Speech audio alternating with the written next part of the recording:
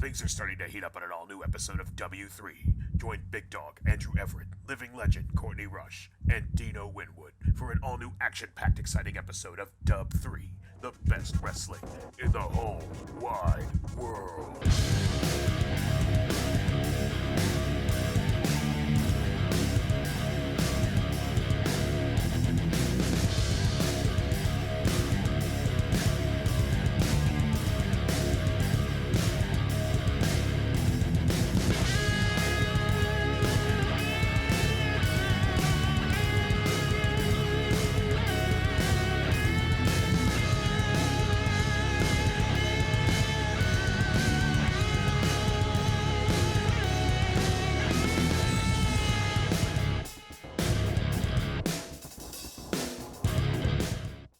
Welcome to your Saturday edition of W3 on schedule. Hell yeah, it feels so good to be back on this schedule, bringing you guys W3 twice a week on time. Finally, feels so good. Oh, and New Legacy Inc.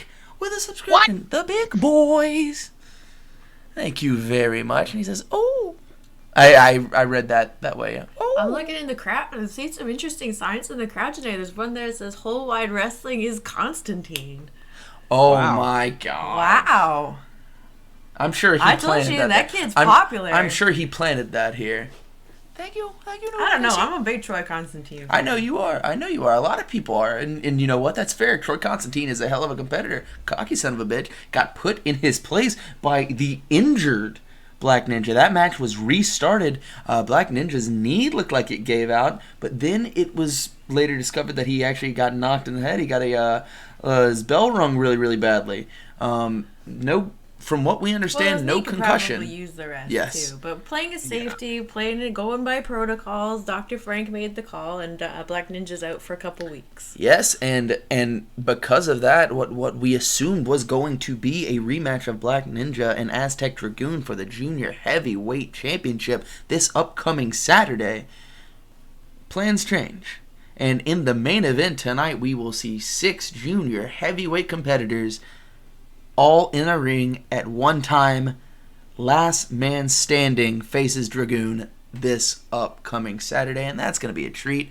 But those are the junior heavyweights we're talking about later. We got junior heavyweights to talk about right now, legend.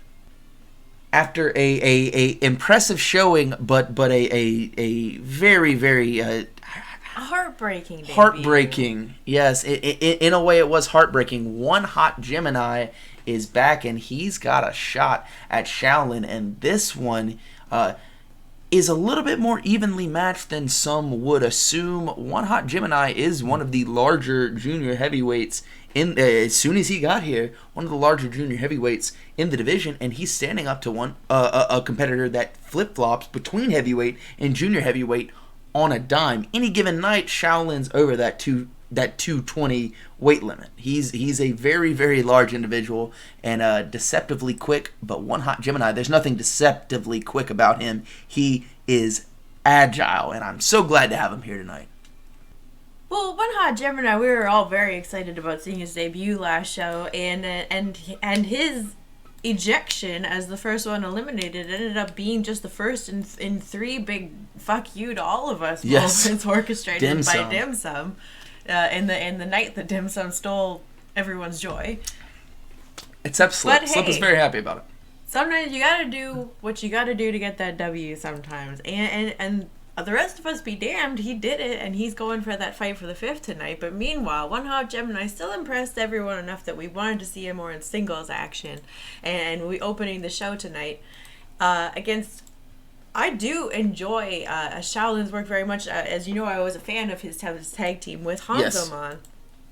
Yes. And not that they've had any sort of falling out, but they've obviously just decided to go go down the singles road mutually. So I obviously favor more his tag work, but I am enjoying seeing his singles work now. Dino, what do you think One Hot Gemini's chances are coming into this one? Well, I think it's going to be a lot easier for Gemini. He doesn't have to deal with multiple opponents on this one. He's just going to have to go one-on-one with Shaolin. Although Shaolin, a decorated individual here in the record books of Dub 3, getting a little more loose with the eye gouges as time went by, and hopefully he won't be able to scratch any corneas on the skull of the head grapes of One Hot Gemini. I'm looking forward to a nice, clean match. Although I get what I want. But, I mean, either way, we're going to see some high-flying action there from Gemini, and definitely some basically just pulling out of thin air surprises from Shaolin. That man is agile as they come. He just wears the white pants because they're comfy. He wrestles in comfort, no doubt about it, but there is nothing comfortable about One Hot Gemini's aerial acrobatic assault that he brings to the table. Shaolin's going to have to duck, dive, dip, dive, and dodge. The 5 Ds, right?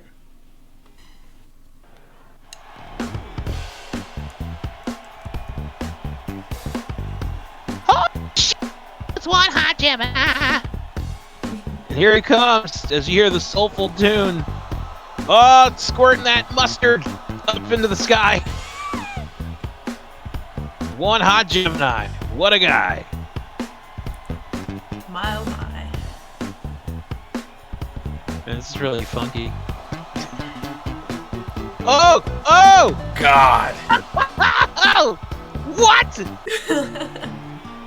Yeah. Smooth.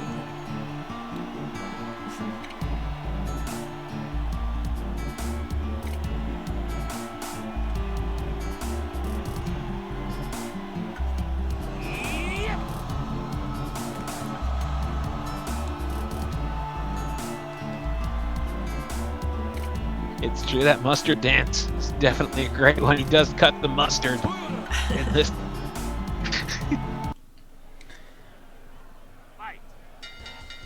These guys just about evenly matched in the weight and height department. I would have to say Shaolin may have a small strength advantage, but I mean, you look at this newcomer, One Hot Gemini. He is put together, and he is as fast as they come in the junior heavyweight division. Going right to the eyes is Shaolin. It didn't take any time, Dino. Yeah. Well, it's Now showing the strength there. Ooh.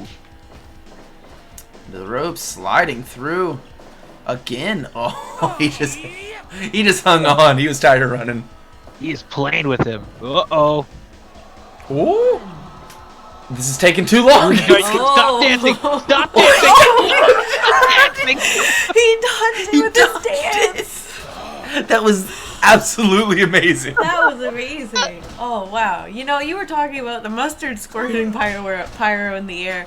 Papa Legend used to call it adding a little mustard to your hot dog when you were showing off like that. And I'd say mustard right now is very suitable for One Hot Gemini. Ooh. Leaping close. Yeah. Uh-oh. Shaolin with those overhand lefts. Strong, and then just a shot to the lower back. One Hot Gemini's going to have a nice red pea tomorrow. That's not good pea. That's No, you don't want to do that. Oh, caught him on the rebound there. Going right to the eyes again. Shaolin, very, very, no nonsense there. Shut the fuck applied right there.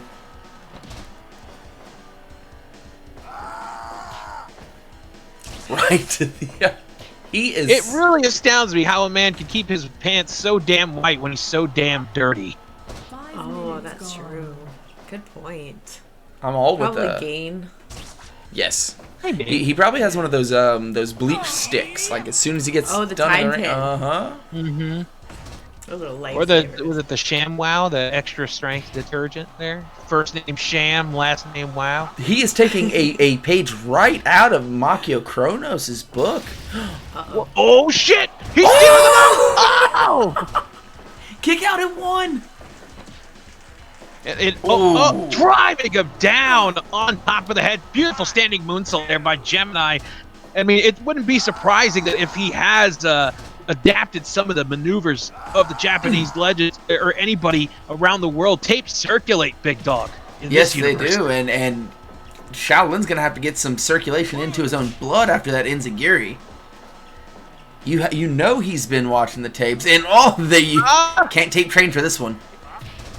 That is one way to ground a high flyer like one hot Gemini. Of course, it didn't do much. That beautiful fake out spinning kick. The sheer balance it takes to accommodate for the fact that you missed the first kick into the second kick is impressive, you guys. Well, as we saw earlier, he's quick on his feet. The dance moves that this guy is capable of. Whoa! And right up to the top.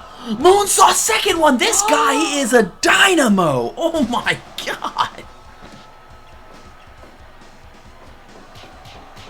Now the open palm strikes to the face. He's trying to cover up with one arm. I think he had his other arm pinned underneath his leg. Dangerous. That sounds like it sucks. Now just tossing him around, but like I mentioned previously before the match, he goes about 220 himself. Takes a lot of time. Whoa! Flipping leg drop. He's got to go for the cover. Oh my god, that was sweet. I was about to say, throwing someone like Gemini around is going to wear on you. And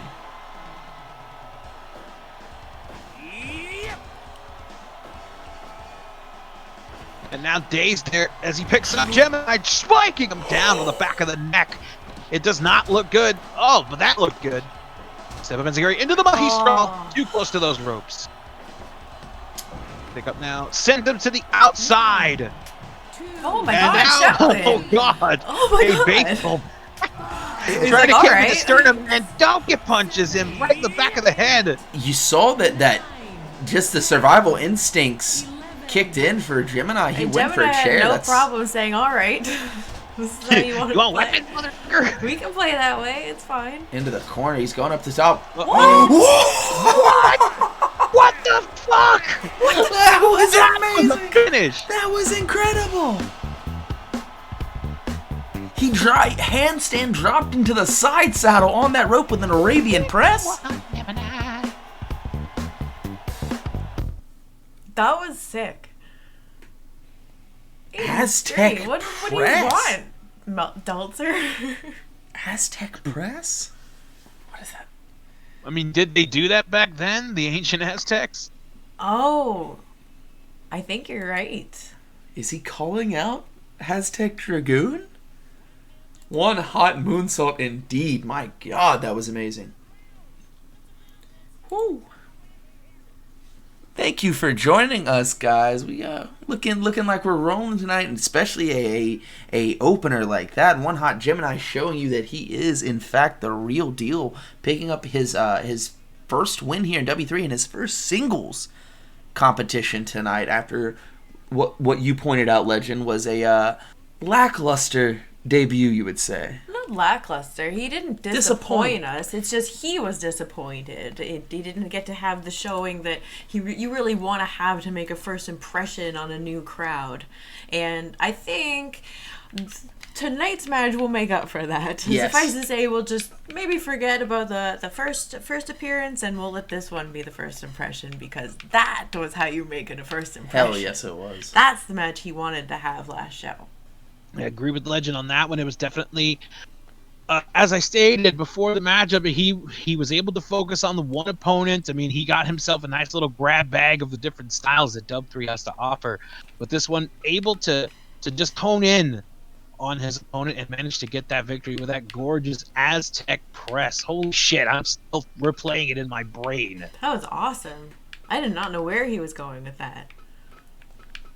To the pay window. I want to see more of that. 100%. I want to see more of One Hot Gemini.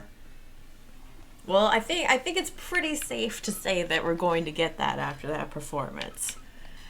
And I will say, you mentioned thinking the naming of the move might be calling out Aztec Dragoon, but Aztec Dragoon himself, his debut here was disappointing.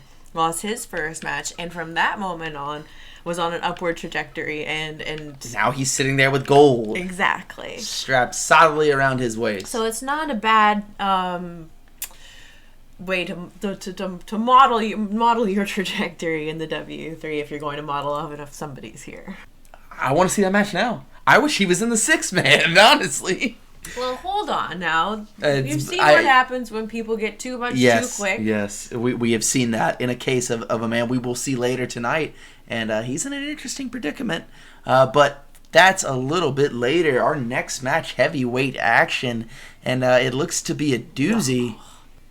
Dake, Would it be a Tuesday device? oh, a doozy device indeed. Dake Ken is quite a doozy device himself. He is out here with Punch, Tekka, and Ming Chi. No, his. What does that mean? I'm not sure what that means, Legend. You know, that Dake Ken, he's quite a doozy device. First boo of the night, says Slim. It was more like first boo of the night. They're not yelling boo, they're yelling Drew. Curious on the suspicion on Kimchi not being here. We do know that he has a match later tonight. Yes, he does. Maybe he's in the back. I don't want to say planning for Bolt Jamison. I think Wouldn't that you? man's plan is set. This is Try a to do rematch exactly- that yeah, has been exactly. in waiting to happen. After Kimchi left Bolt Jamison passed out in a pile of his own blood in the middle of the ring. This match has been inevitable. In the meantime, we have the rest of his stable out here. Dake Ken taking on Dojo tonight, and obviously he's got Punch Tekka and Ming Chi in his corner. That's A pack of wolves. They don't go anywhere alone. no, never. Only when there's problems. We have seen them out here alone, and it's normally after a loss. Things get thrown around in the locker room Well, Dake's quite obviously a bit. back in favor because And Dojo can possibly break down the Chee Dynasty from an inside if Dakekin was to take a loss here. But like you said, they travel in packs. He's got an uphill climb in front of him. You know Punch Tekka and Ming Chi are looking to get involved. What are his chances here? Well, I mean, as the saying goes, some motherfuckers always try to ice skate uphill. Hopefully, Dojo will be able to ice skate uphill and be one of those motherfuckers by taking on the dangerous outnumbering that he is about to square up against. Personally, I hope he lower sweep kicks that bandana off of the head of Dake Ken. Whoa, that bandana is secured. I wonder if he's got it stapled in. But if there was a guy to do it, Dojo is the guy. Yeah. I showed you some videos of traditional mochi I'm making. so You were blown fascinated. away. There is much mochi to make tonight as Dake Ken takes on Dojo in your second match of the night. Let's go ahead and get into it, guys.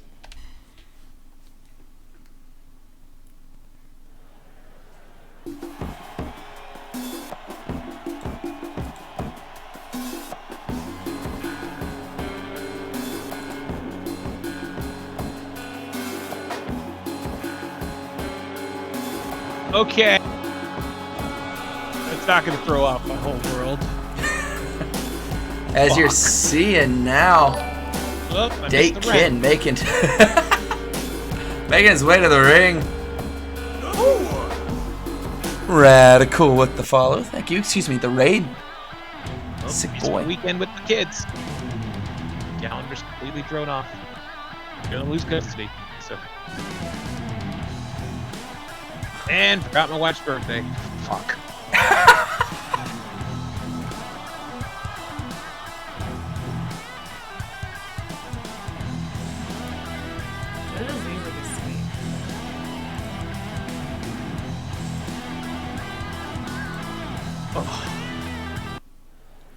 Here we go. Blue Shoes is in there calling this next match.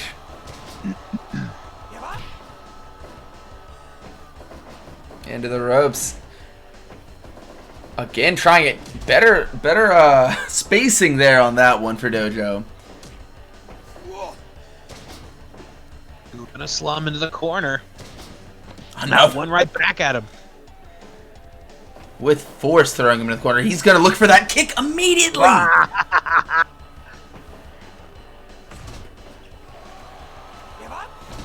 Tony. Oh Picking him no. up. Go over the switch. No. Oh shit. He just dropped him. Not the real And estate there's you want to be hanging Mochi out. Mallet. He's got the hammer. He's got Oh. the mallet. And Dojo disarmed that bitch. Fucking Jeff Speedman style.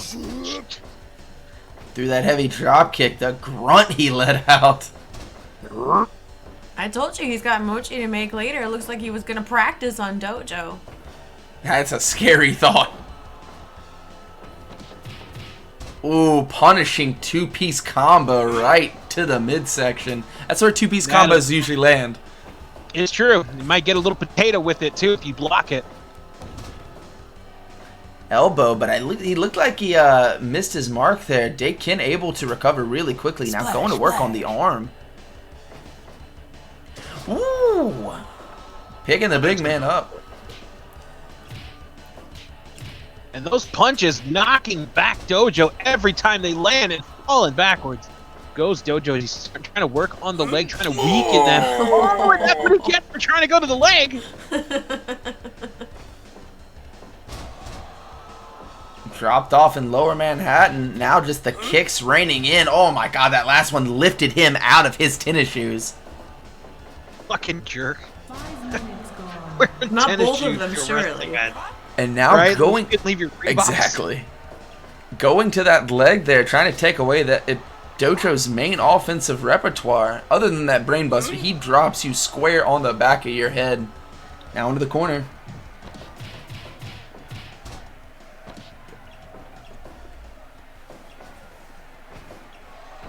No.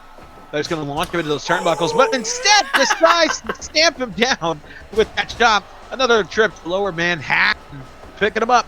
Charging off the ropes. High knee to the face. And what an embarrassment to get hit with such pink pants. Right into the face. What an embarrassing pin attempt right there. Very confident in his, shouldn't be too confident. And don't just say you think you can take on your old man. Force it. You see the partial Chee Dynasty there. Again, Kim Chi not out there. He's preparing for that match with Bolt Jamison later tonight. So much on the line in that one. And now so much coming down right onto the back of Dakin. Scoop up, reverse DDT, and he is confident about it again. The two-handed press. That is a large man to try to keep down with that little weight across the shoulders. That's definitely a large man to get off the ground. You saw him sort of put his foot down, moving a little more leverage to pick up big Dojo. Now Dojo thrusting those shoulders into the midsection of the Mochi man. I think he was trying to keep him in that corner.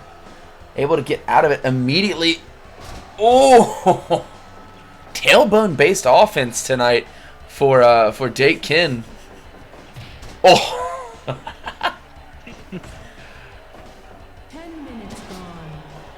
He's putting a little extra sauce on those slams, too. Oh, speaking of sauce! Oh! Again, almost. Oh, it's finishing him off with that slower sweep to the top of the head. Tries to go for that high knee, but he blocked it. He just took it and said, bring another. And this is sort of what I was referring to last show, where it's not just their main targets that have a problem with in the back. Everyone in the back hates the Chee Dynasty, and you can see it with the extra oomph Dojo's putting on all his stripes tonight. He's putting a little bit of mustard on it. That's another the mustard. Word of the night. Mustard-based joke there. Oh my God, he is punishing Dakin, but did it just backfire? Missed that second elbow. Now Dakin trying to take control. I definitely say it would, big dog. He missed the second opportunity, and now trying to snap the strong Mochi arms of Dakin. Meant to head back to that tailbone-based offense, chase of the legendary champion, Oh my God, Mr. Honda Sprint. Honda Sprint, who basically invented the flying tailbone off the top rope. He regrets it ever since.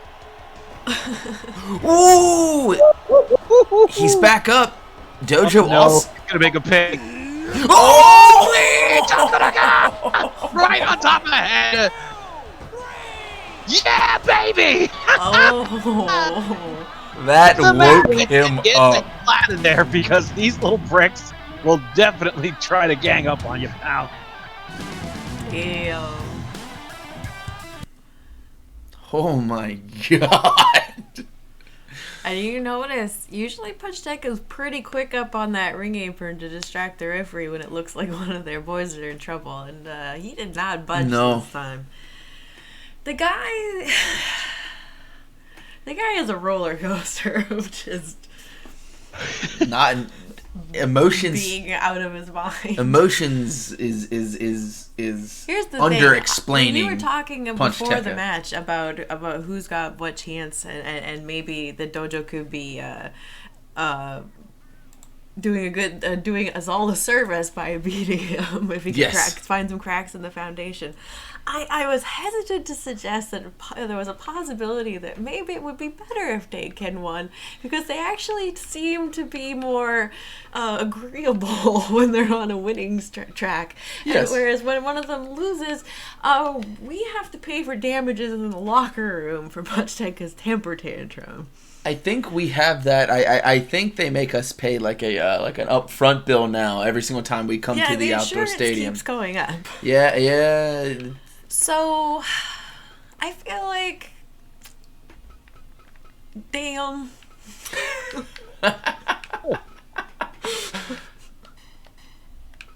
Tag team wrestling coming up next. Regardless of the shortcomings of the Chee Dynasty, they do have another representative in a match tonight later on in the card. Oh, I'm sure they'll You all will be see out Kim here. Chi and Bolt Jamison. I don't know. We've seen them not come out before after a loss. It all depends on I guess the alpha dog of the group, Punch Tekka.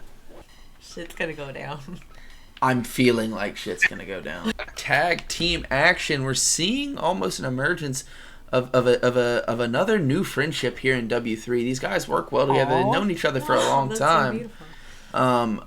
Paco Loco and Black Belt trying their luck against a seasoned tag team at this point, Turk and Karolinko. Really. I'm sorry, I just really like new friendships. I do too. Like- That's what we forge here at the W3. Yeah. Yes, that's what People meet W3 is here. about. Yeah. It's true. This is It's about true. friendship. Go ahead, continue. I mean, sorry, I just got really excited about It's it. about friendship and criticals. Radical. Yeah. Critical Friendship is a sweet band Critical name. Friendship is a Critical- great Oh name. my god! I'm sure there's a band already there.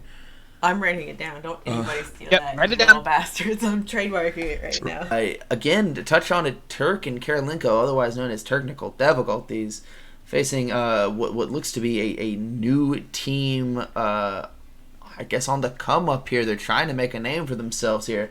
Paco Loco's had a lot of success here in the junior heavyweight division, singles division, I should point out. Black Belt a little bit slower to start, but we've seen bits and pieces of him shining here and there. A win here over the established Technical Difficulties, I mean, like, that's punching your ticket right there. These guys are in contendership for the championship, the tag team championships. They've been there for a while. A win over these guys could get that ball rolling. But, what do you think their chances are of that, Legend? I know you're a big Technical Difficulties girl. I think this whole booth is a big Technical Difficulties girl. I enjoy it. Yes. But, you know, it's funny. I was just sitting here thinking it's not that long ago, and as I've been editing the old shows, I'm seeing it almost live or again. That it wasn't that long ago that we were talking about Turk and Dave, Yes. the way you were talking about Pop Exactly. and Black Belt, where they were two. They were used to being singles competitors. Were operating newly as a team. And I honestly think it'll be a similar story where Turk and Dave, even though they did take some losses as they learned the craft of tag team wrestling and really became forces, have challenged a couple of times for the tag team titles, haven't quite converted yet, but there wasn't a doubt in anyone's mind that it was possible that they could have, I don't think. They've just been so impressive, and I think we're going to see the same thing from Paco Loco and Black Belt, whereas this is only the second time now that we've seen them team here in the W3. As you said, they've known each other for years, and I think Turk and Dave take this one, but I'd say in a month, I bet it goes the other way. Wow.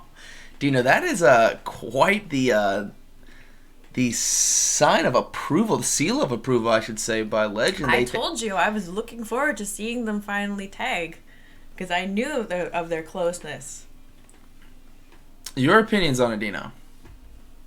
Well, I mean, looking at both these teams, analyzing there, they got the damn near close matching gear between Paco and Black Belt. They worked together like champagne and doggy style the last time they were in the same corner.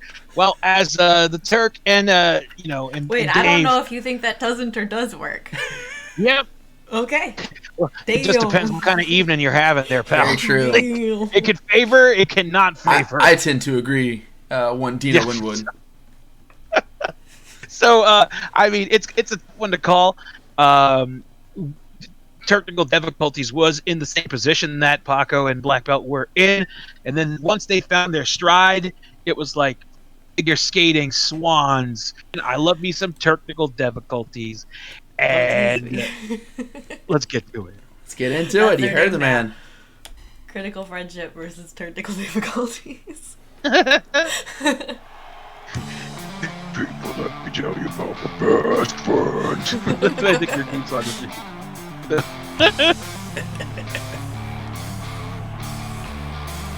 Oh, shouts out to Tony, by the way. Officer Mickey in the chat. Oh boy! Not that Mickey.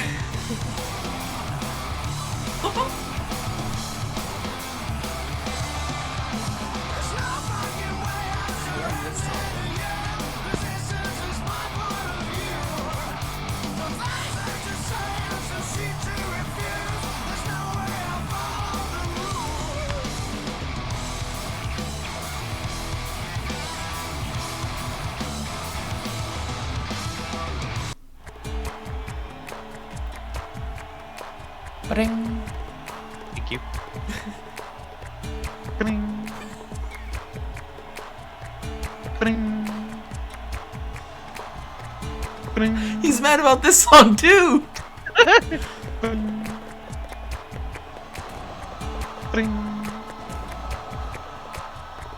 Ba-ding. Ba-ding. W3 is stupid. It's so fucking dumb, and I love Could be clip. Look, Paco. He's popping.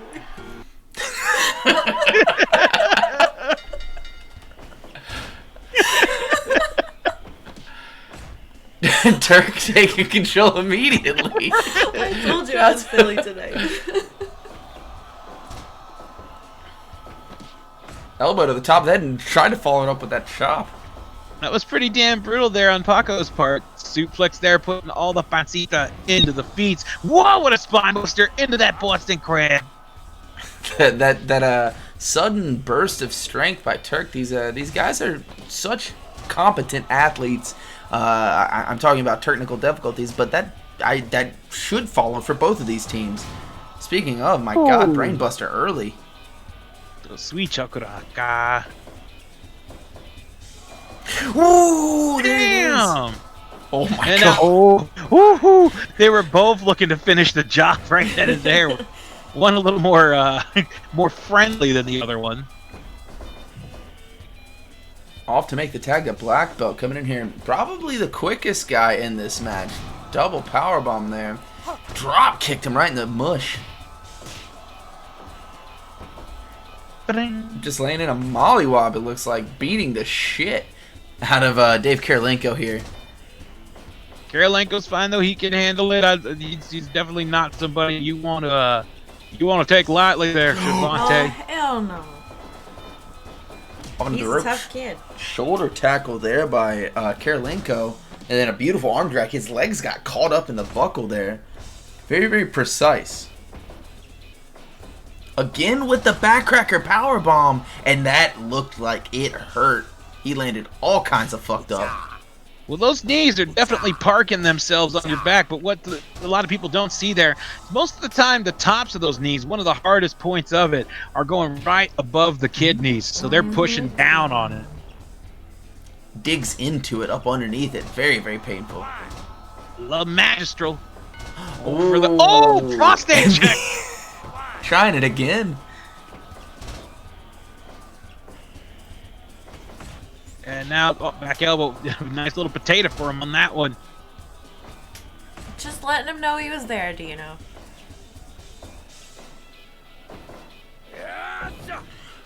Oh, Nice. He likes to keep hold of that, and he likes to finish with that fisherman, I should specify. Ooh, a Fisterman suplex. I want to know what that is. Suplex. Blocks it now into the corner. Ooh, calf kick, nowhere to go. Caught him right up underneath the chin. Now making Such the agile, mobile, hostile Gomer pile. Driver right into the corner.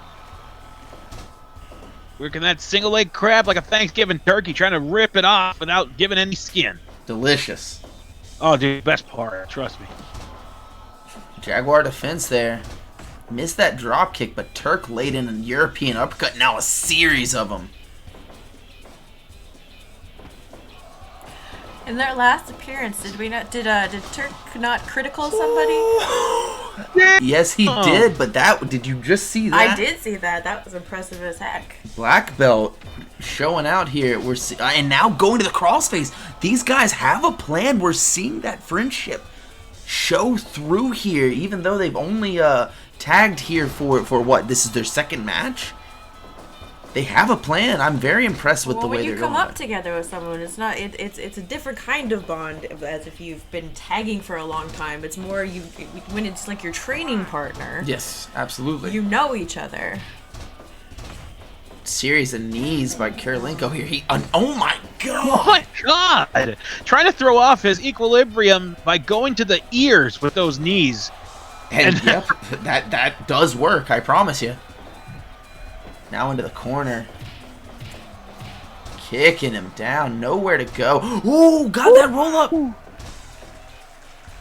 Paco looking not too worried about it at all. The corner knife edge chop. Beautiful, Frankensteiner.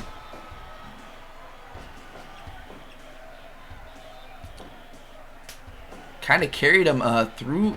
Just tried to get him out of that corner. Oh, he caught him with a powerbomb. Now Turk left there to pick up the scraps.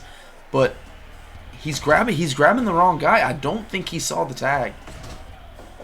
Now he's got the right guy. Again, the combinations that Turk puts together on the fly is so nice. Into that crossface again. Splash. Oh. You know what's interesting about the dynamic of this match too is we often make a big deal about technical difficulties being the physical size underdogs in their matches. This is the first time in a while that they are actually wrestling a team that's similar just in size to them. Both of these men, like you said, both of these men are junior heavyweights. Paco being a larger junior heavyweight. That we have those there that sit around that size, the 220 mark. But here you see again that triple suplex with a fisherman buster finishing it off. These are two junior heavyweights. By rulings, this is the closest size matchup that we've seen for technical difficulties. Yeah, that's what I said. And I'm just reiterating. You took the long way. You took the scenic route. You did. It's like here, dropping it down like a fresh catch in a fisherman's boat. Big boy senton super style. And it landed with. Oh, he spent too much time going for that tag, I should say. Oh, wow. Look at the strike-offs right there as you see those triple uppercuts landing Paco and then driving down Dave with those chops. And now everybody's just going back and forth on this one.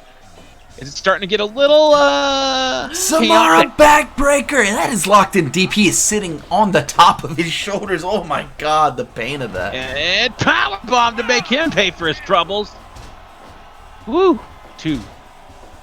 That looks like one of the most torturous holds I've ever seen. And he does it well. And he likes to follow it up right there after that. Oh my god, he's got to get there. Oh.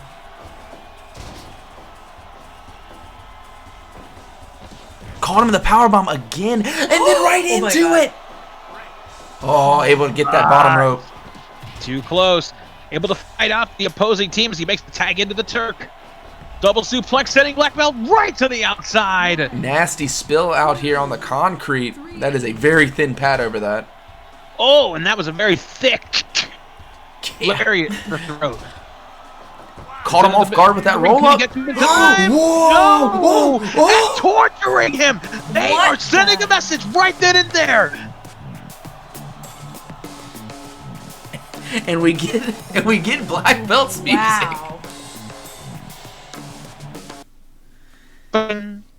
Wow. So at 18 minutes 21 seconds, that Huracanrana pin, while his partner was just being descaled, professional Fisterman style, right next to him for an embarrassing victory. Woo! Soup's on. Wow. Obviously, they looked at the schedule I gave them and said, "Wow, we can hurry that along." Right now, let's speed things up here. Excuse A me, win? boys. I'm sorry. I didn't know you were in a rush. A win over what? The number 3 contenders for the tag team championships? That carries a lot of weight here in W3. Wow. Looks like we got a new tag team on the block. This next match, you will see your number 1 contender for the heavyweight title. He is facing off against newcomer around these parts, Robbie Joggers. And Robbie Joggers, again, like his name suggests, his nickname, Tall Task. He's got one of those staring right in his eyes tonight. He does indeed, and I don't know what he and his buddy backstage there, Jerry Kaplowitz, managed to get themselves into. But as we saw Jerry get beat up by the current champion, Sumo Jo, a few weeks ago, now we see Robbie. I say beat up. Beat up. I say beat up. He met him behind at the flagpole after school and beat him up for no reason. He taped him to it afterwards. Yeah. But it took 36 Pantsed him. minutes.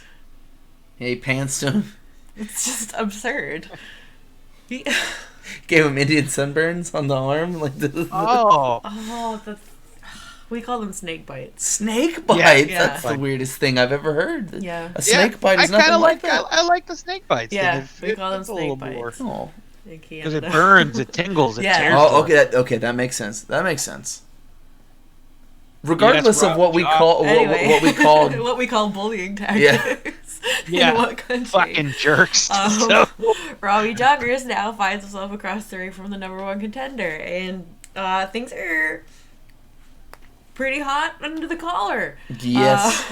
With Major Tom, when we're talking about Sumo Jo now, so I don't know if he has any of those flashbacks during this match and sees Joe's face on Robbie's body. God save that poor kid, because that's not 2 people I want to get in the middle of. And he called him a pervert. He let's not dance Never around forget. it. He called Major him Tom a pervert. yelled it at him. He called will Joe a remember that. pervert. Yeah. Cause nice little Nice little asterisks. Yeah. Joe will remember that. And Robbie Joggers, if he's not careful, if he's not light on his feet, as he very, very well is, I gotta give it to him, he's gonna get caught, and his leg is going to be in an entire world of danger facing off against Major Tom. Let's go ahead and get these guys out here. Robbie Joggers, good luck to you. That's all I can say.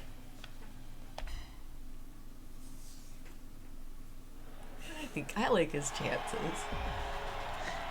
He doesn't even have a name tag. He's got no friends. What a Jigo Lada. Tall Task Robbie Joggers. It's in his name. Stepping up to those tall Oh, tasks. so he does have a name tag.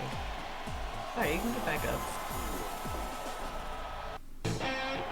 Oh, God. Might as well be those tornado sirens in Memphis, Texas. Because the table saw is here.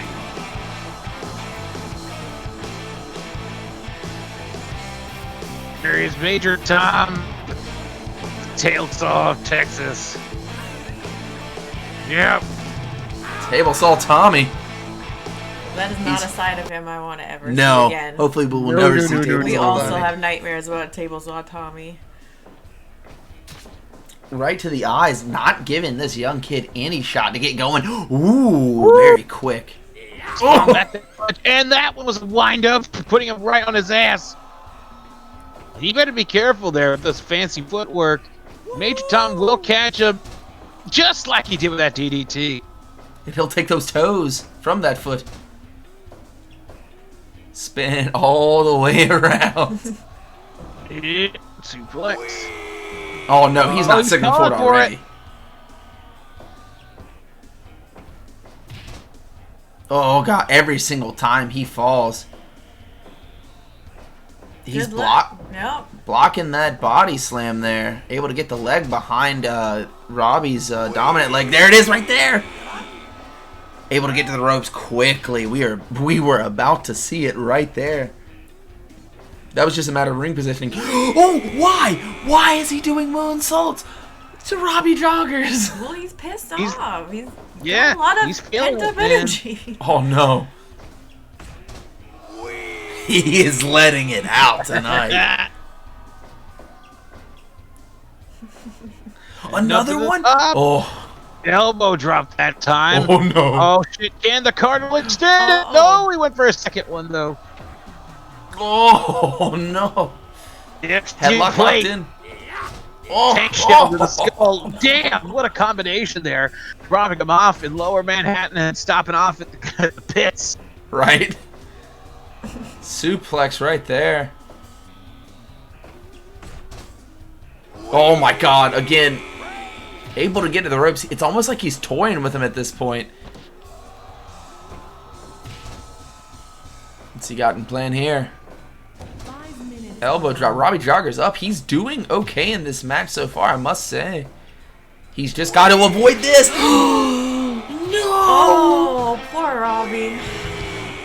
Well, I mean, I'm surprised that it went 5 minutes, honestly. I think it only went 5 minutes because he happened to be close to the ropes for the first two. He should have just tapped out on those ones. He'd still have a knee. Very, very, very true. Robbie Joggers. I'm just thinking about his health here. Came to play, but he's leaving with a limp. Health insurance. Don't say that. Don't say that on air. What? Dr. Frank is our doctor. He is our doctor, and he's. That's it. That's all we have. That's our health insurance. Oh God. We gotta get things going around here. Man. We gotta get things going around here. Wait, what's? We have something coming up on the screen.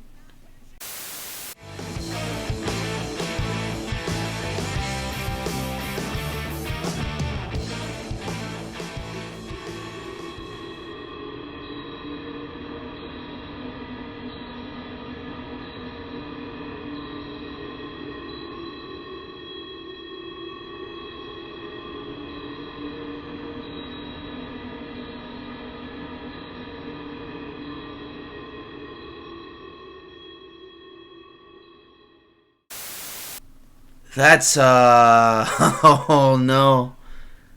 I guess now he didn't. I really feel bad for telling everyone we don't have health insurance. It's a war now.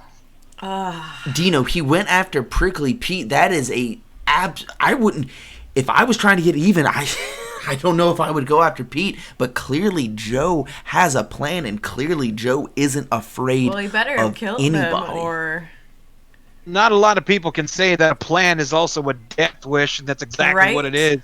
You attacked close home. You attacked the soil closest to the man who you're about to face.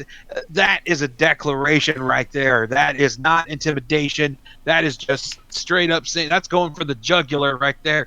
And I honestly think Joe has just bitten off more than he could chew off a shit brick. I agree. I think his arrogance has finally got to him.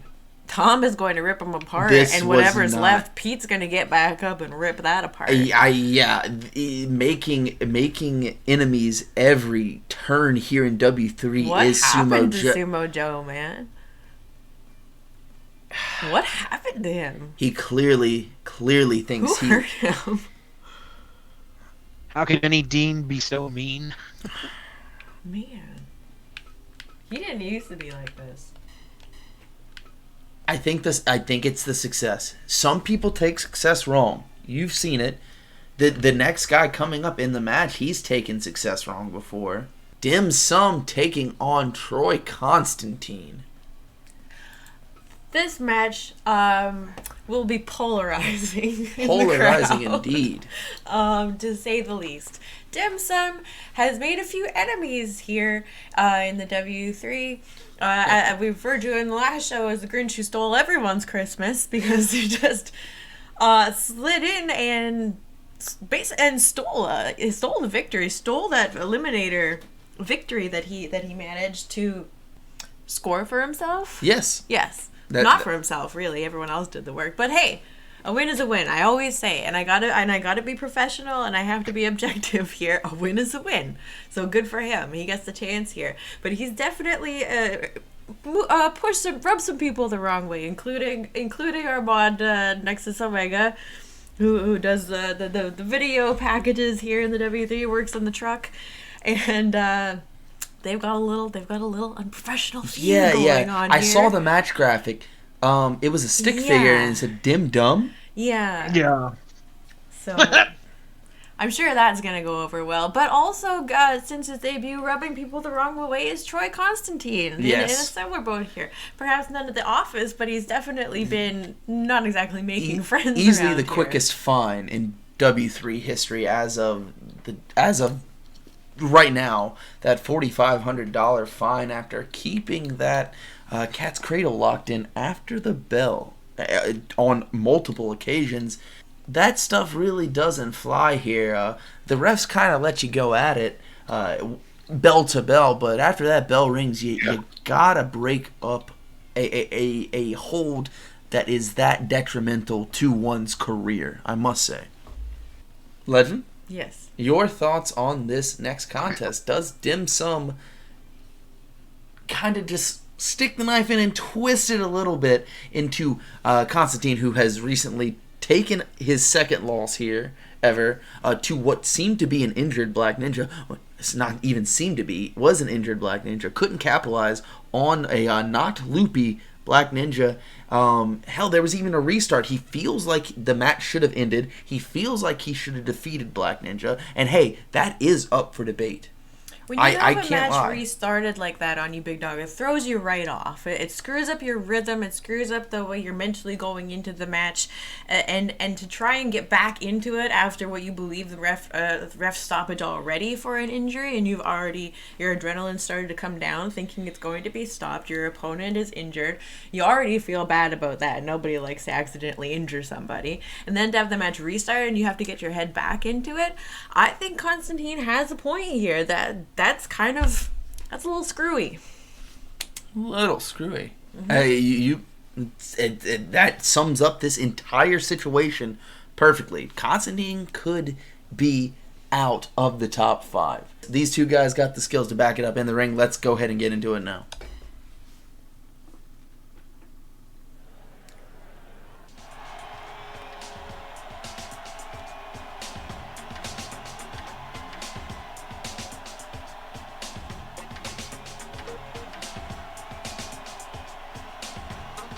Oh, they're just immediately flicking off Nexus.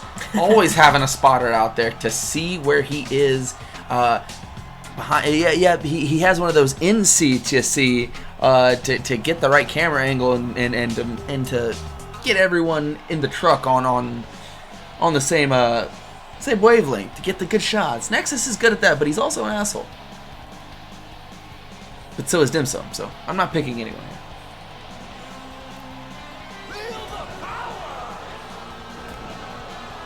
I do.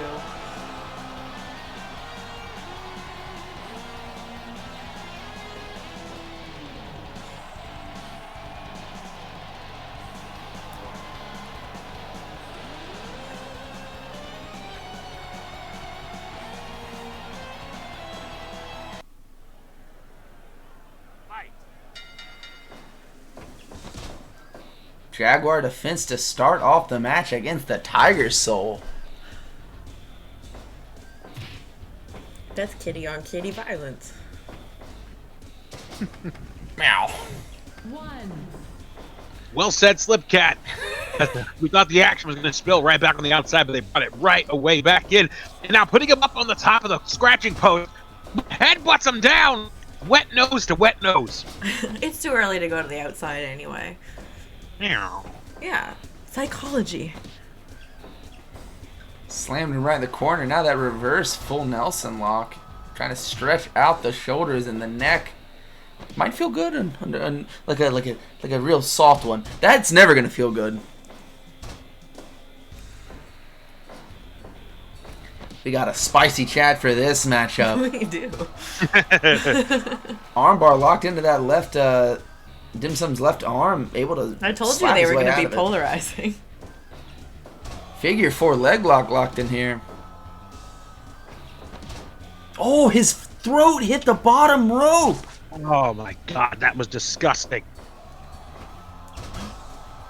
Able to counter on that roll through, but I think he's a little out of sorts here after that drop toe hold in the rope. Oh! Oh! The sheer audacity of that little kick to the head.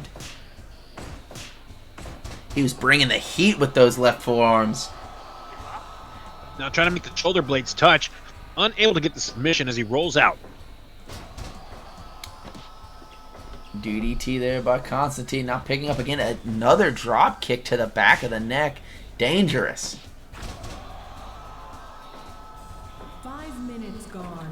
Here, there, 5 minutes is gone. Slammed right in the middle of the ring. Ooh, jumping elbow drop. Stop short there, Dino. Gave him time to think That's about my it. move! Stopping short is my move! Beam beeper. No, I've never seen a close quarter Jaguar defense takedown. That's quite impressive. Dim Sum But showing out. What kick? I think it caught him just flush with the mouth, but I don't think it was enough to send him to the ground. Don't think there was enough weight behind it. Oh! Enough weight behind that reversal as he drives his head right into the mat. Oh, cat's cradle! That's cradle!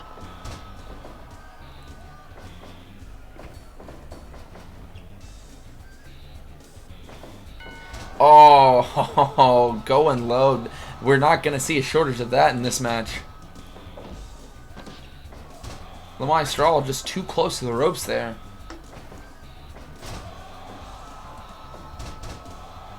And Slipcat watching with such precision at the edge of her. It's Perch. seat? Yeah, it's perch.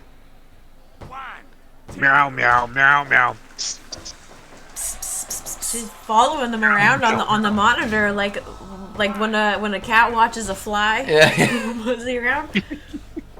Great vision cats have. She is absolutely loving this one.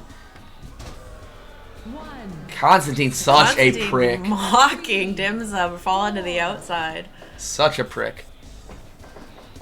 Off into the ropes. Back body drop into the cat's cradle.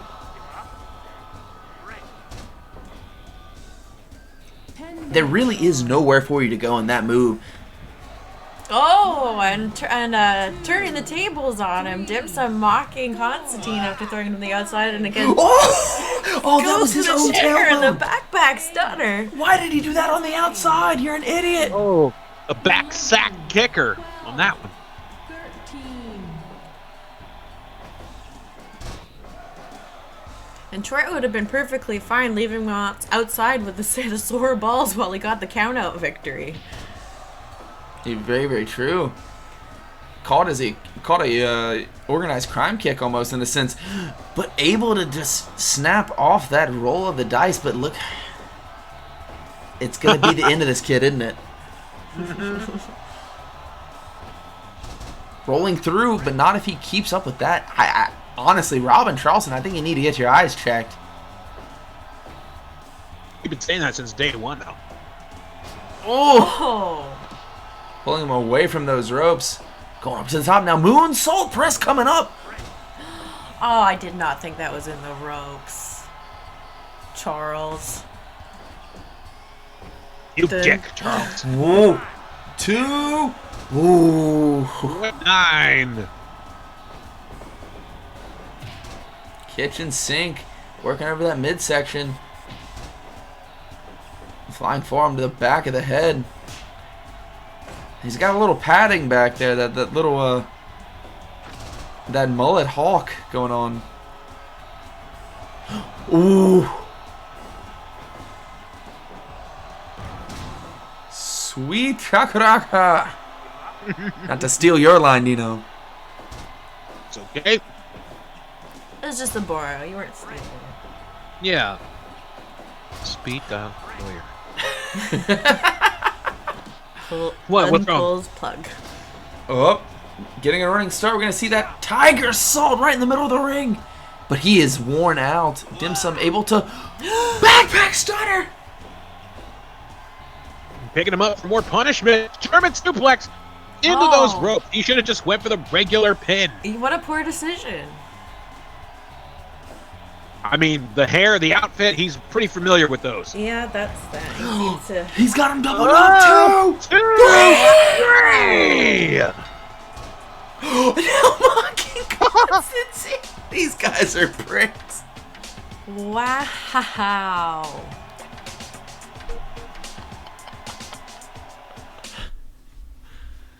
Dim Sum is now the 5th ranked junior heavyweight, to the dismay of the crowd.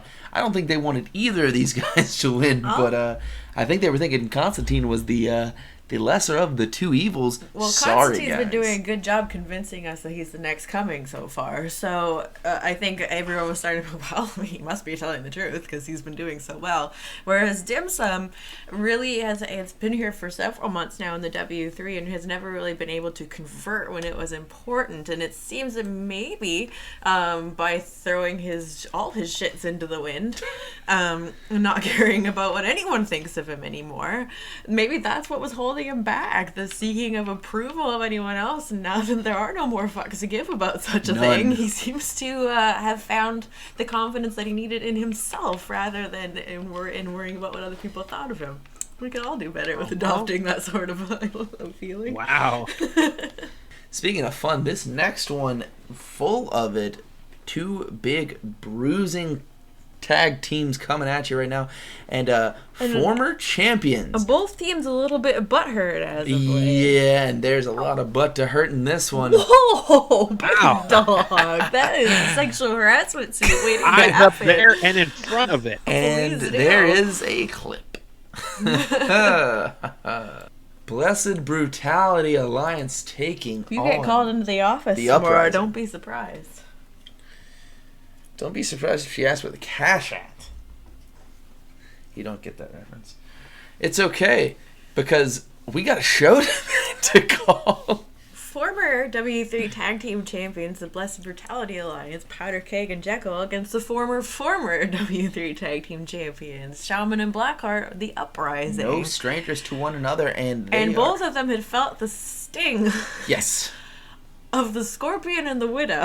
Yes. Visasari and Black Widow have knocked both these teams aside and are your current reigning and defending W3 Tag Team Champions now here, enjoying sitting atop the mountain and knowing that these two are now fighting over who gets to face them next. The Uprising technically still have a rematch that they didn't get to cash in against BBA. Yes, they do. And BBA technically has a rematch they could still cash in on SOV. So This is all interesting. There's every likelihood that the victor here tonight will be the challenger at next week's pay-per-view. And I mean, how quickly could a turnover be? You could see three titles change hands very, very Our tag rapidly. team division has actually quickly become our most competitive Yes. division here in the W3. With the turmoil that we have in the junior heavyweight division right now, with 3 of our top 5 finding themselves in hot water elsewhere. Hot water, yeah. Well, Widow being involved in the tag Glass, team division barbed scene, wire, and yeah. Hannibal and Abispa messed up with this business with the Chee Dynasty, and now Black Ninja injured. So we have, as you mentioned earlier, this 6-man scramble later in the evening going to determine a new challenger for Aztec Dragoon's Junior Heavyweight Championship. And, And then really right now our heavyweight division is centered completely around the drama between Sumo Jo and Major Tom. Yes, that is going to be a hell of a contest. But, I mean, right here and now, we have one of those right in front of us, these two powerful teams. Power is the best way to describe these guys. I think the Uprising has the edge out on Powder Keg and Jekyll. I do think Uprising still are the best pound for pound.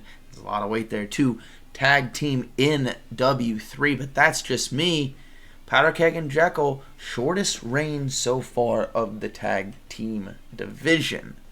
That being said, these teams are both out for and like I said, Sasori they came and into the top just as the division was really heating up and getting way more competitive.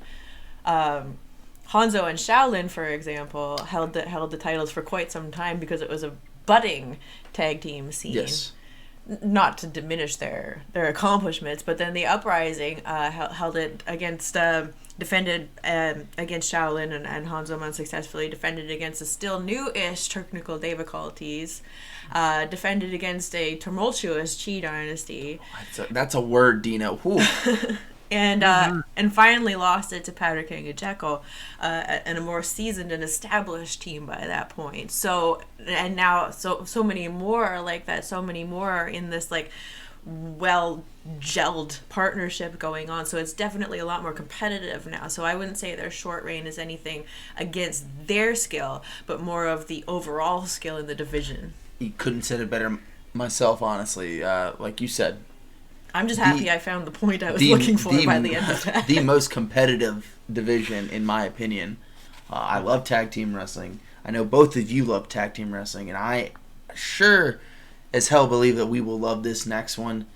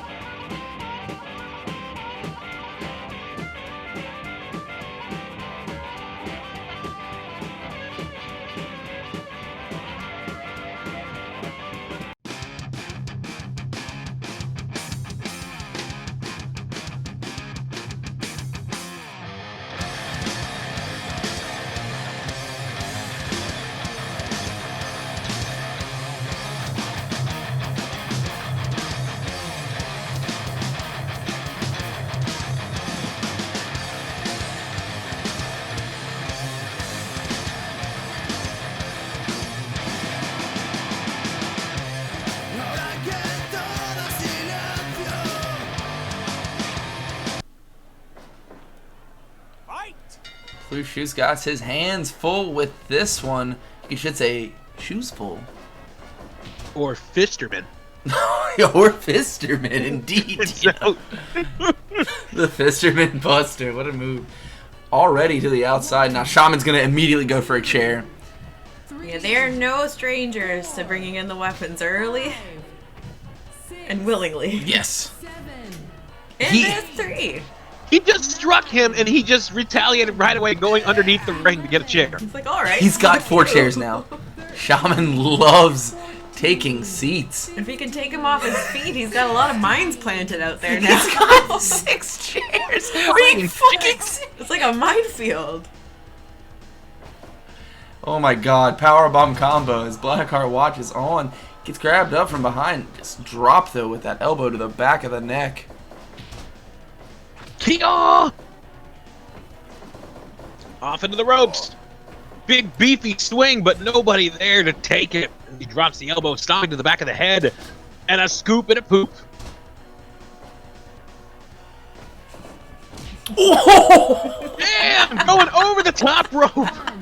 And he's got a chair. Fuck you, I got a chair too. Going to the eyes, Jekyll. I mean, he is built like a fire hydrant. There really is no weakness on him. You gotta go for the eyes sometime. Stomp to the back. Tagging out to powder keg here early. We've seen Shaman go on these tears before where he just takes control of matches. And it looks like that's... not surprise him. That man is a former tag team champion, one of the most dominant teams in this roster. He's got a hell of a reach on him, too. Yes, he does. Exactly. Those kicks come into play quickly. And clearly, chairs as well. Tagging out to Blackheart here as his powder keg makes the tag out to Jekyll. These guys that just power, absolute power. As you're seeing right now, my God. Oh my God. Dino, that is 285 in the air, no problem. Yeah, that's a big sack of beef you're putting over your head. Why this time? He hung on, constricting. And that, I think, is the difference between these two teams. Whereas BBA found success in just being two big guys who really were good at beating people up and were difficult to beat up, Shaman and Blackheart actually have the cohesiveness and the unity of a team. Ooh. Something cohesive about his head and that bottom turnbuckle. Able to rally, though. And now he is just taking it out on the forehead of Powder Keg. Of course, we're only 8 minutes into this contest. We are seeing the slams. We're seeing the bombs. We're seeing the brawling.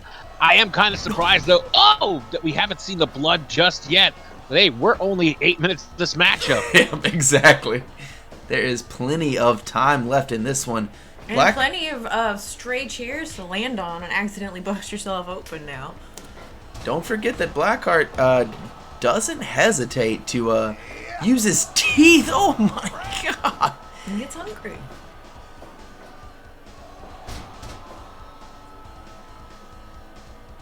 Tagging out to Blackheart right now. He got caught again. Oh, boy. Blackheart, the timing. Did not take kindly to being ignored. Chop the big. Oh my God. And he tells them both, get the fuck up. There's a reason why this man is a former champion, and also in the divisional standings is Blackheart in the heavyweight division. Just recently beating Master Fuji, having success outside of the tag team division. Oh, that's right. No stranger to singles competition, but right now likes to fight. He's in there with two guys that'll give him a fight. Big power slam. Oh no. And the get the fuck off me elbows from Powder Keg. Ooh.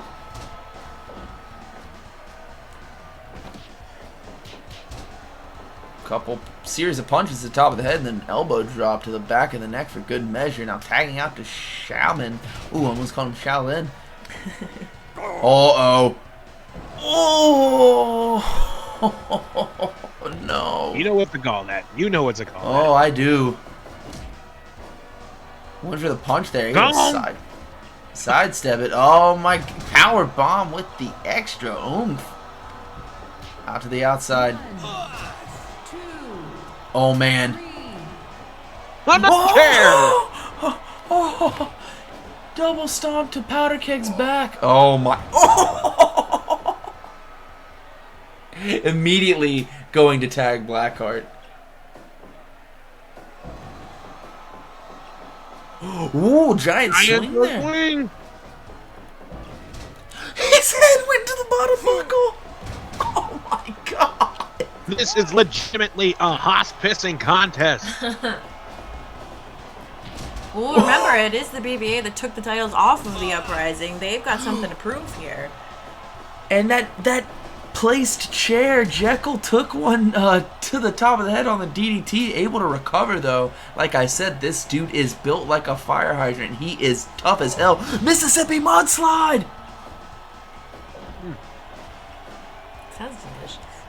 Mm-hmm. No, don't look that up.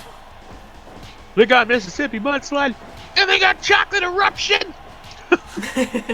Oh. Football background coming into play, but Blackheart, no stranger to football as well, had a great collegiate career.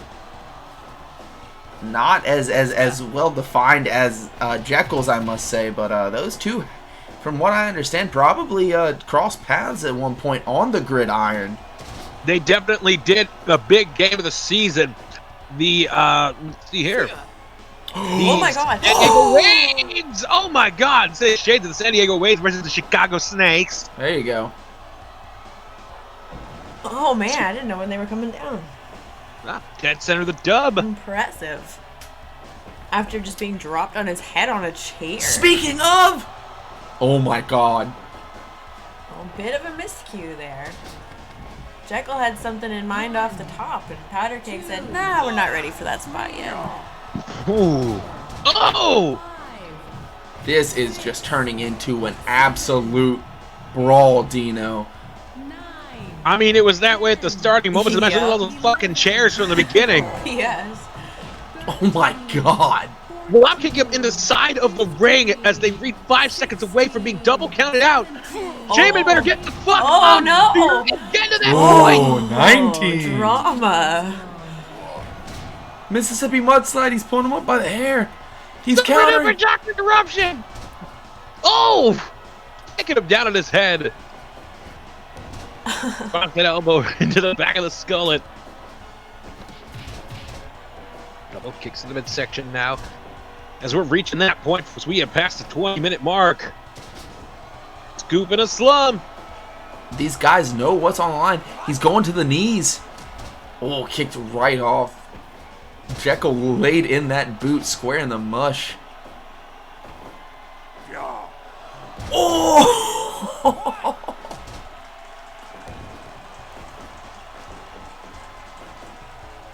Oh! He went over the top rope, Dino. Right under Did he those chairs on collided? the outside. And say he just crashed down on that apron, much like that double stomp. But he is way too close from Powder Cake and Jekyll's corner to be doing those kind of things. He's got to do that over in his own corner. Oh, Lariato! He landed that. It was heavy. Oh, that was close. Oh! He fucking folded him! He fucking folded him! Wow! You love to see it! Oh my God! And proving that the first time wasn't a fluke, BBA just pulled out another victory over the Uprising by crit-culling Blackheart of all people. Oh my God. Jesus Christ. And I have to assume that we will see a rematch between the BBA and the Sisters of Vengeance at next week's pay-per-view. Oh my God. 100% Deltzer woke up tonight. I think it's safe to say that the hunger definitely resided in Powder Keg and Jekyll. They were just, it wasn't even a hunger. It is a craving. And that's exactly what it is. It is a craving for those Dub 3 Tag Team Championships. And they are going to go at it. No bib, no utensils, just straight up fingertips and lips. Absolutely. I know Hanzo and Shaolin had a good run with them. The Uprising got a good run with them. The BBA said, no. We want our time. That we won our time as champion. That wasn't enough time. And I don't blame them. If it doesn't feel good to only be a champion for a couple weeks, you know, like you want to hold that for a while. You want people to remember Exactly. your title reign. You want to have some good defenses. Both the two teams prior to that had some good defenses. Had some memorable title matches. The BBA want that too. They want their time in the sun. And they're going to go get those back. Or that's the intention anyway. I mean, I could watch that match time and time again. Those guys went out there and they had every single intention of beating the absolute living hell out of each other. Mm-hmm. I'm telling for you. a cause. I'm telling you, they want those though, titles back. Well, what I was saying earlier about Powder Keg and Jekyll, their team being mostly mostly more of a form of two guys having each other's backs in a bar fight rather than an actual tag team and tag team maneuvers and tandem offense. Something that Widow and Beast of Sorry, our current tag team champions, are very, very adept at right now. They've got some of the prettiest tandem moves in the whole W3. Several clips of those in the last matches, last couple of matches, and I think if they want to beat them, if they want to reclaim those titles, they're going to have to bring something new to the table. It can't just be two guys looking for a fight. Exactly. It has to be two guys working as one, looking for a fight. You're right. I laugh. Much more kung fu. I laugh at it, but you are 100% right. That little extra oomph of tag team specialty is going to help you bukus in the match against the SOV, Sisters of Vengeance. Now, I'm still blown away by just the absolute brawl that we saw, but we have to keep going. And tonight, the next match is your second fight for the fifth. The heavyweights are coming out here after sustaining a loss. Master Fuji is in the fifth spot, and he will be taking on a critically acclaimed MIB. Critically acclaimed? Is that his nickname now? It's kind of a sweet nickname. We've seen it time and time again. MIB has put guys out with his power bomb. Master Fuji, not afraid to get his hands dirty, but much more technical.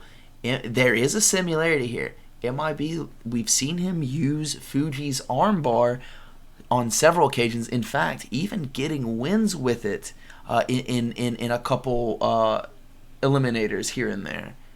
Fuji's armbar, different story, much more precise, but MIB's power cannot be understated. Master Fuji's going in there with a physical anomaly, but this is nothing new to him. You aren't going to be able to throw him off with anything. You are going to have to be the better man on this night. That's all you're going to have to be. He's got your Rocky out there. Can't find a better man. Girl,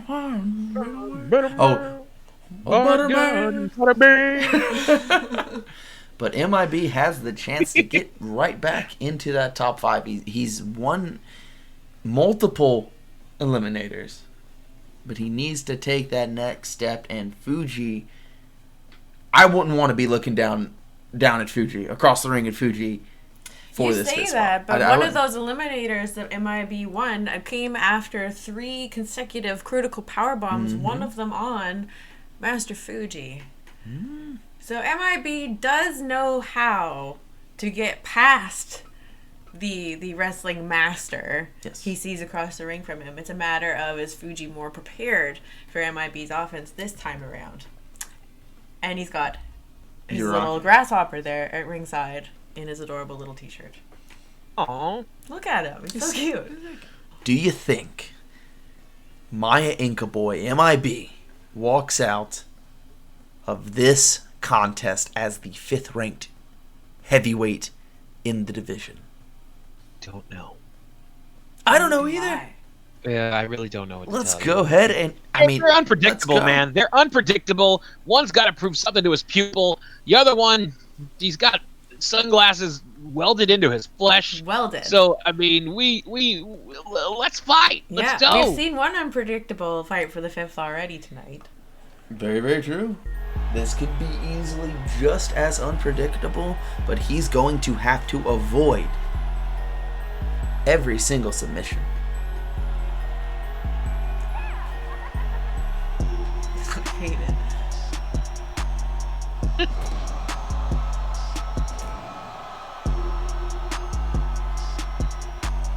Maya Inca Boy and Aztec Dragoon should team up.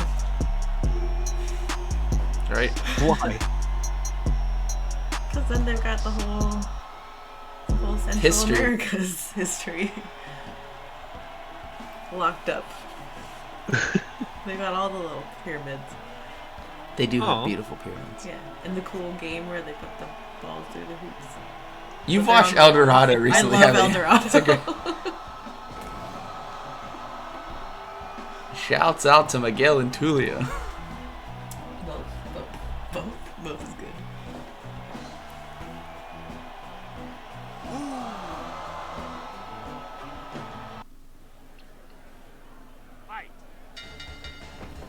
Oh my god. I thought he was going for the Maya Inca bomb immediately. There it is! He's got it locked. Oh my god, able to roll over his shoulder to get away from that. As my Inca boy like quickly scrambled, oh god, to get out of that Fujiwara armbar. I think if he would have found the proper place right away and not dealing with the struggle of it, he probably would have snapped back on it. That up kick caught him directly underneath the chin. Oh man, he's teeing off on him.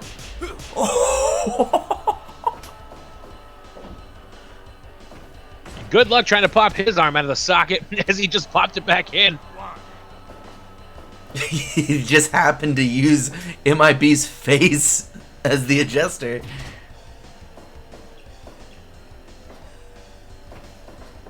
Into the ropes there, drop down. What has he got in mind here? Ooh, popping him way up high. And then kicking him in the face, the disrespect. Oh no. Oh, he's surprised. The old man is standing his ground.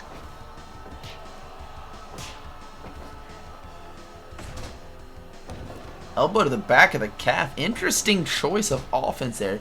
Able to take MIB down, just leg tripping him, double legging. Now, it's a constriction with the legs, but he had that arm grapevine too.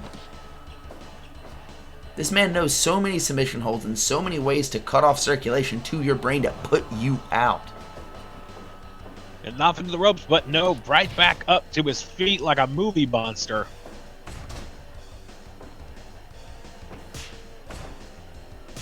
Here we go. Just simply punishing him with those chops to the face. To the chest. While my Inca boy just punching him square in the mouth. Just dusting off those knuckles. Oh my god, he's paying for it though. Beautiful judo throw.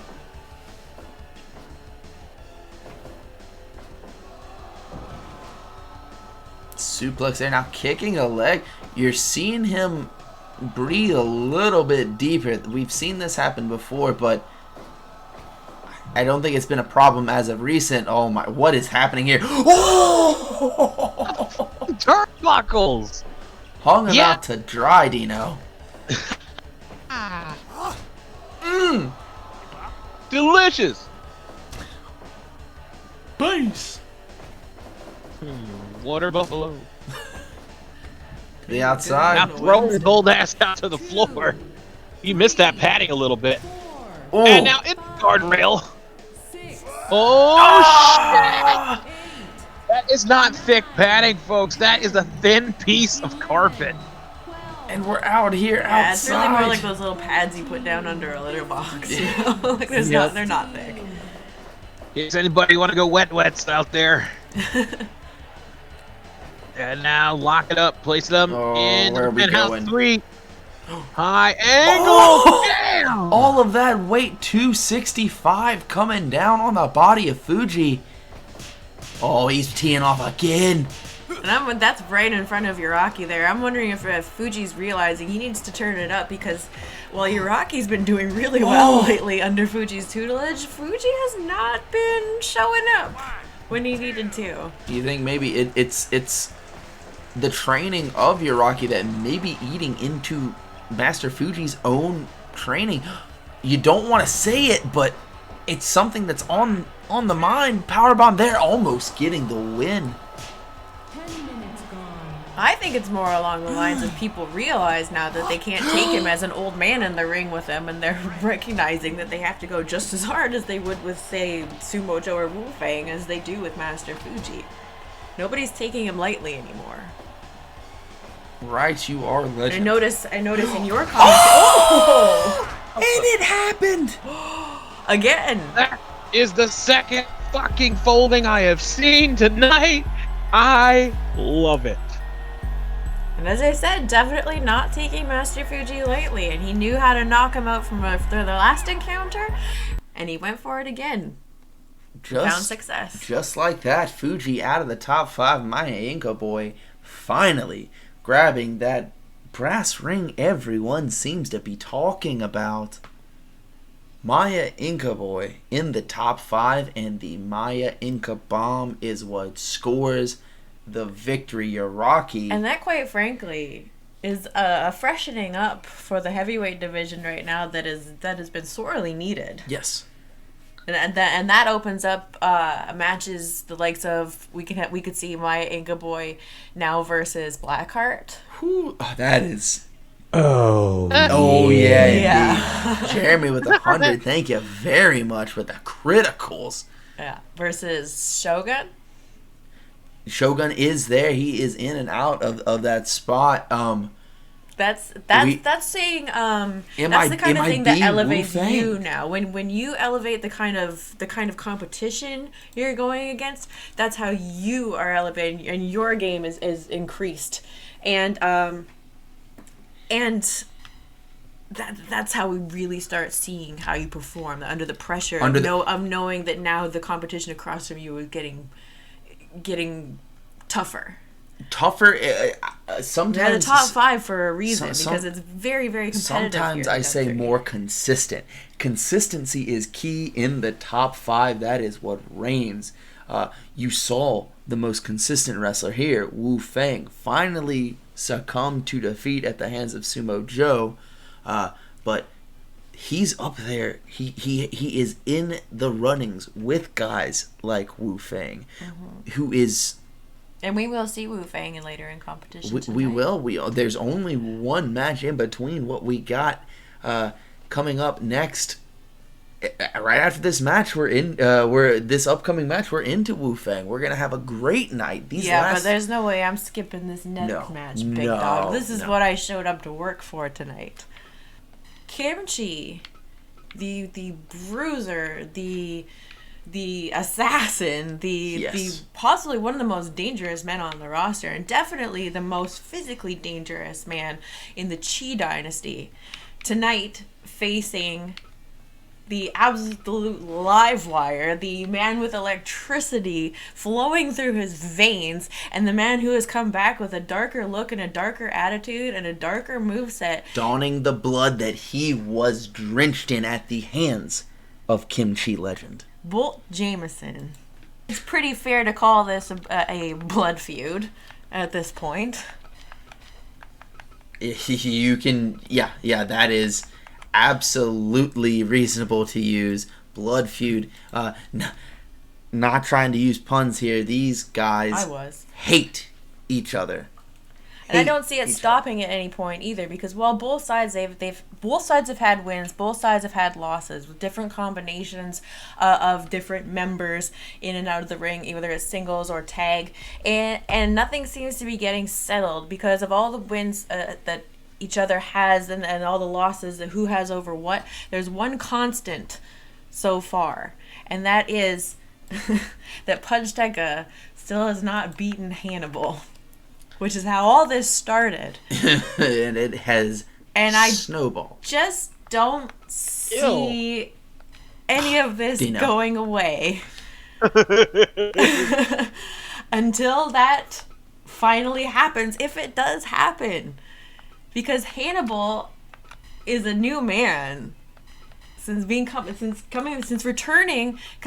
the W3 after being attacked, after being taken out by the Chee Dynasty, which came after being called out by Pudgeteka for winning the deathmatch tournament. This started back on July 4th, big dog, because Pudgeteka won a heavyweight eliminator and got himself a challenge for that top spot in the heavyweight division, or that number 5 spot in the heavyweight division, which happened to fall on the night of the Great American Thrash Deathmatch Tournament, which he therefore did not get to enter because he had that obligated fight for the 5th match. That is what sent him into this maddening tailspin. He wanted so badly for the start of the deathmatch division here in the W3, and we have an inaugural tournament for an actual division, and he doesn't get to be a part of it. That completely sent him off the rails, and because Hannibal was the one who pulled out the victory in that entire tournament, the target has been squarely on Hannibal's shoulders since that moment, and it has escalated into involving every single man you see before you. I don't know what to say. Kim Chee is an assassin. Bolt Jamison is a physical anomaly, possibly the quickest rising wrestler, young lion, and we say lion, we mean lion. But Kim Chee, pound for pound best striker I have seen in a professional wrestling ring. Can Bolt Jamison overcome the surgical like precision of Kim Chee's dominance?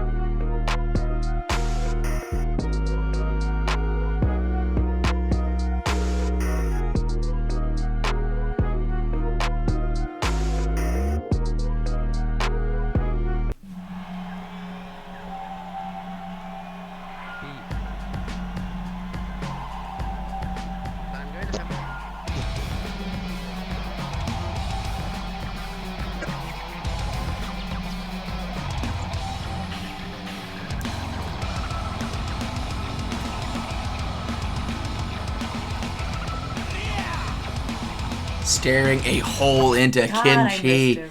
These guys are going to tear each other up. Heart. Art. Everybody watching in pure anticipation and excitement. I mean, we want to see. I mean, it could end at any second. We don't know. No, It's going to be the one to make the other one break, or if they'll both break, I don't know. don't know. The proverbial tension is as thick enough to cut with a knife, as they say. With 2 C's. Thick.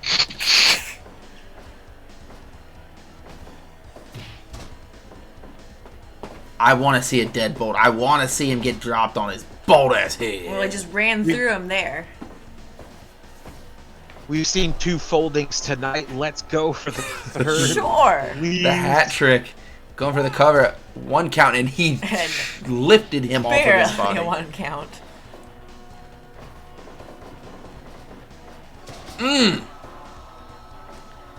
I mean, Bolt is one of the strongest guys here in the W3. Look at Quadzilla over there.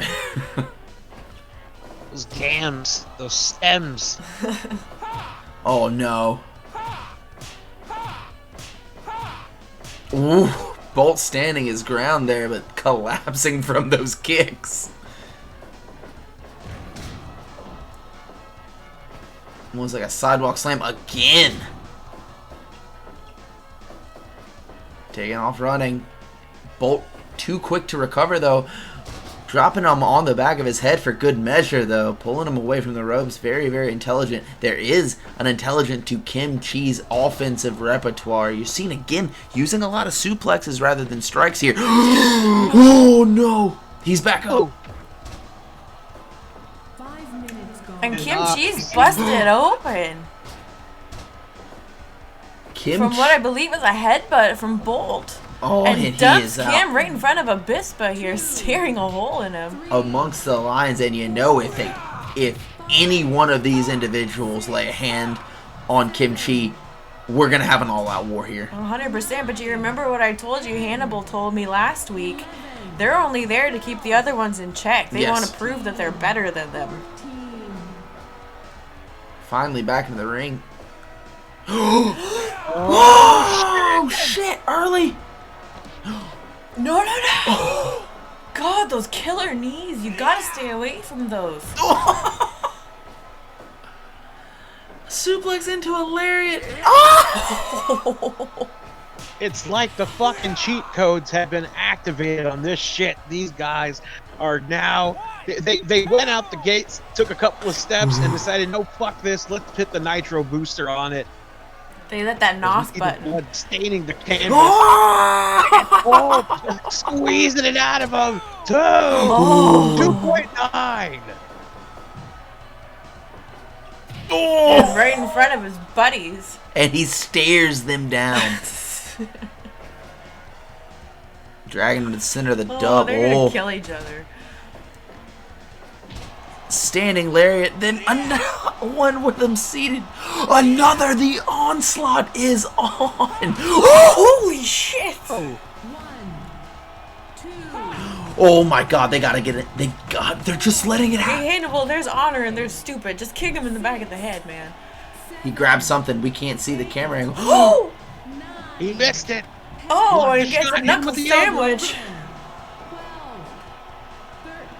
Allowing him back in the ring. He wants to do this to prove that he is better than Kim Chee, and he might be in trouble here. That kick landed. Oh.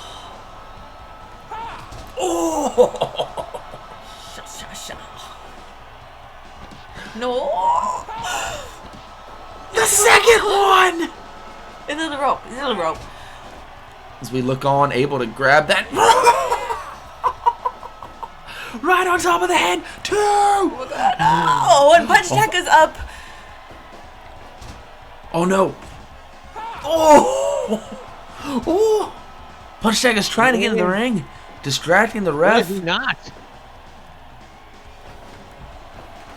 Oh, he tripped. I think he Too slipped on his excited. own blood. Oh. The corner spear, beautiful, right in front of Punch Tekka. So you can interfere all you want. Oh no. No. Oh. Oh. Oh no. No. 1, 2. Oh my god. He's back on his feet. Holy shit.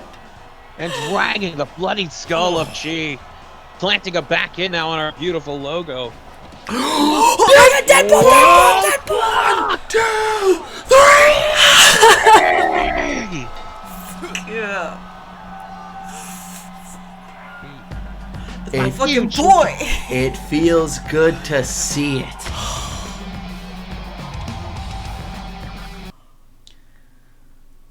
That's my fucking boy.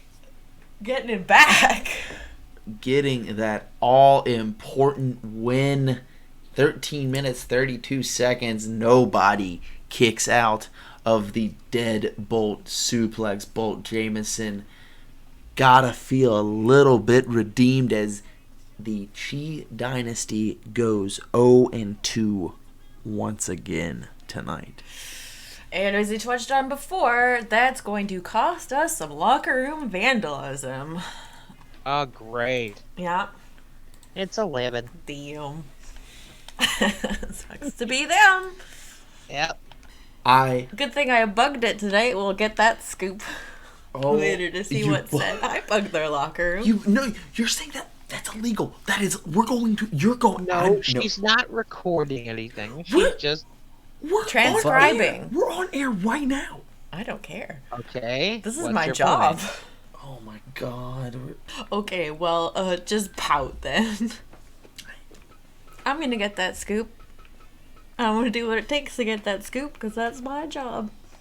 Wow. I almost said if it kills me with it, I decided to reword it when it comes to the Chee I was gonna Dynasty. say. Don't do that with a loss from Kim Chee, a rare loss, I might add. Yeah, it's gonna be great.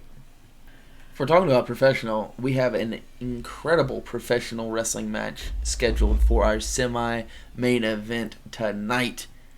Right now, Legend Dino. This one is going to be fun. No love lost, I'm sure. Oh, absolutely. There not. is some redemption to be had in this match for one competitor, and a way to prove oneself for another. No strangers to one another at all. Executioner Wu-Fang, we've been here. We have seen this before. Wu-Fang has bounced Executioner back to the end of the line, and we have come to this. Wu-Fang, no longer heavyweight champion of the world. Executioner, just as hungry, just as mad. I mean, hell, he's coming off of a loss to Makio Kronos, but he got his win right back. And he finds himself here against an old nemesis and a shot to prove himself as one of the best wrestlers in the world by defeating one of the best wrestlers in the world. Executioner, Wu-Fang, legend, who you got? Wu-Fang. Oh, she doesn't bet against the... I don't bet against... She doesn't bet against Foshan's finest. No. Dino. Executioner. I'm not... Nope. Oh, old No. Fence-Sitter Drew over here. I think Executioner has learned, and I think Wu-Fang has seen things really not go his way after recently being forced to tag with Sumo Jo. Forced to watch Sumo Jo critical an opponent and then just stare at him. Clearly Joe's not over Wu-Fang. Wu-Fang... Oh no, he's not over him. No. Yeah, no. that was a bad breakup. That was a Something very they bad have, breakup. man. Yeah, Oh man. man, yeah. He should be focusing on Tom, but clearly Wu-Fang's still in the back of his mind. Maybe he doesn't think he's as good as Wu-Fang. Yeah, he's got the title. Yeah, he's got the wins to prove it. But there's something going on with Joe. Oh, man. I really like everyone calling him Kyush now. Kyush. Executioner Wu-Fang, your semi-main event, the rematch, coming up right now. Cool. Super cool. Executioner special. Lariat.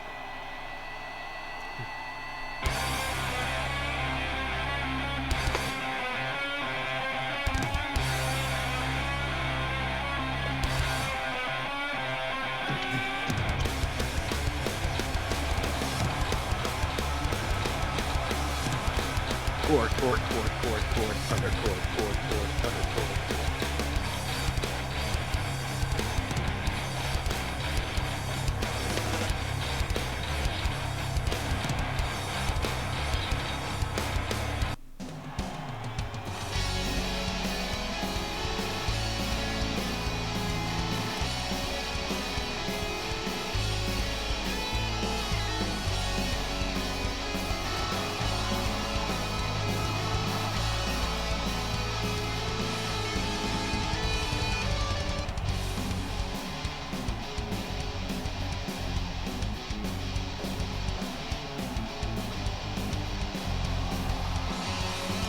All business. Wu-Fang looks determined, but he is staring against the Executioner. Immediately lands that elbow right to the face. And you know, when two men have a storied past as long and as far back as these two do, there are details that sometimes get overlooked, and we neglected to mention that Executioner is still the only man in the W3 to have a knockout victory over Wu-Fang.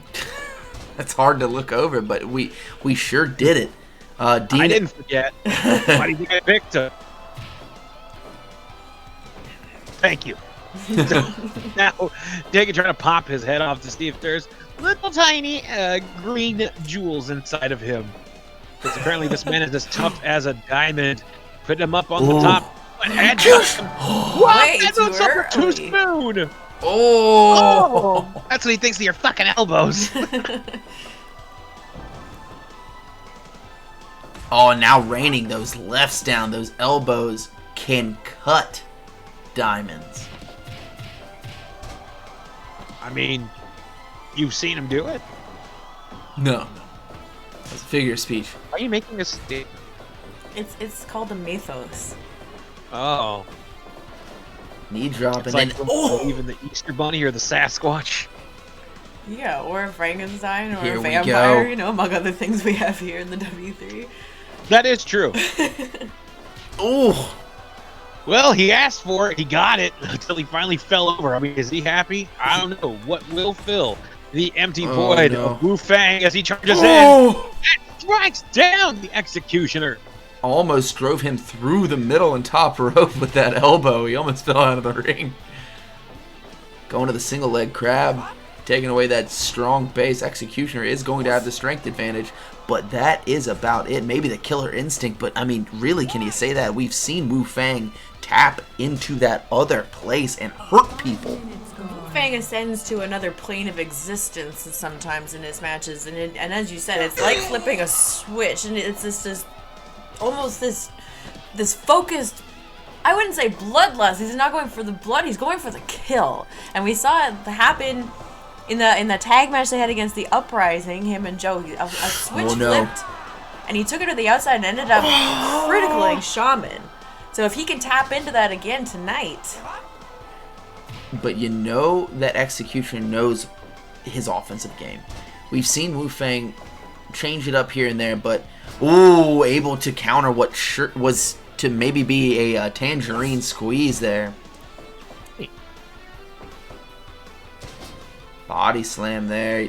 Taking a second to breathe. He's been knocked loopy already in this match. I feel again the counter. I just got tangerine squeeze. Into the ropes, sending him over. Executioner has been in control for the last 2 minutes. Jaguar trip there, now running off. Oh my god, right to the lower ribs. I love to see it. And yes, he's definitely been in control most of it, but it could be a rope, a dope, or a rope tactic by Mr. Wu-Fang as he hits that big boy. Oh, I think I've got PTSD from Kimchi. Every time I see someone grab someone's wrist, I think that knee's coming.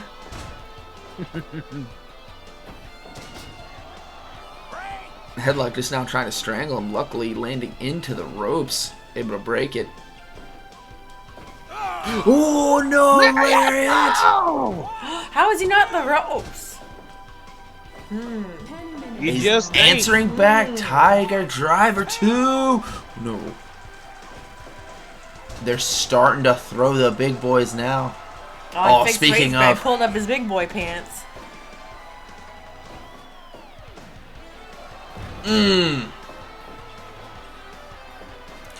How about me? These cocky covers, man, they're not gonna get it done when you're in there with the talent that is Wu-Fang. See, you call it a cocky cover. I mean, he's pressing down with both hands on it. Have you seen the fucking cannons on this dude? Very, very true. He ain't fluffing a damn pillow. Oh!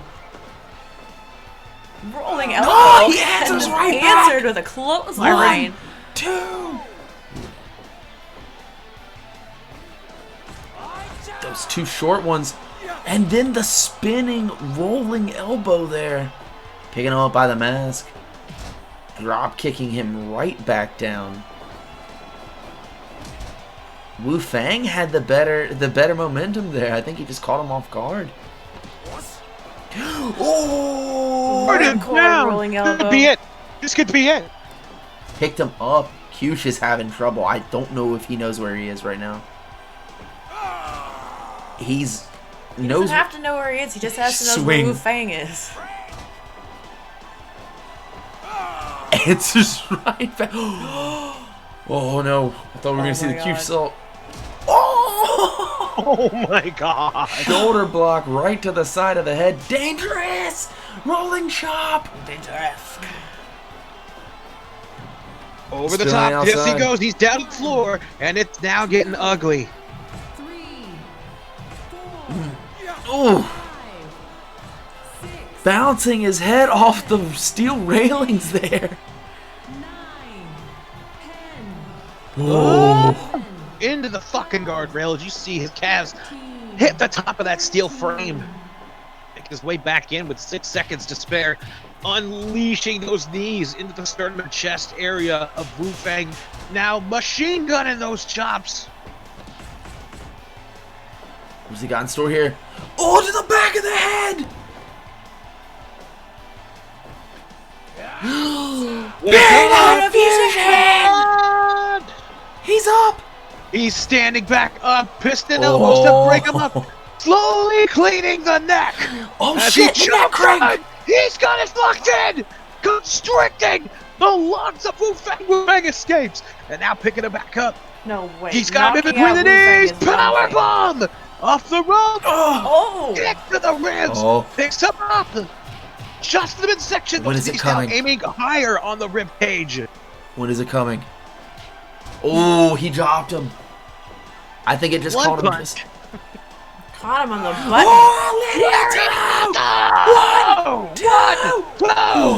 God damn it! 2.9.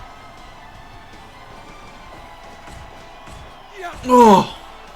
Oh. Having We are past the point of no return, folks. They are now Uh-oh. turning it up to 11. Huge! Oh my god. No, not. This is not the time for this. No! Oh, or maybe Oh, it no. was. Frog splash! Oh, Go into the. He bounced off of his fucking neck.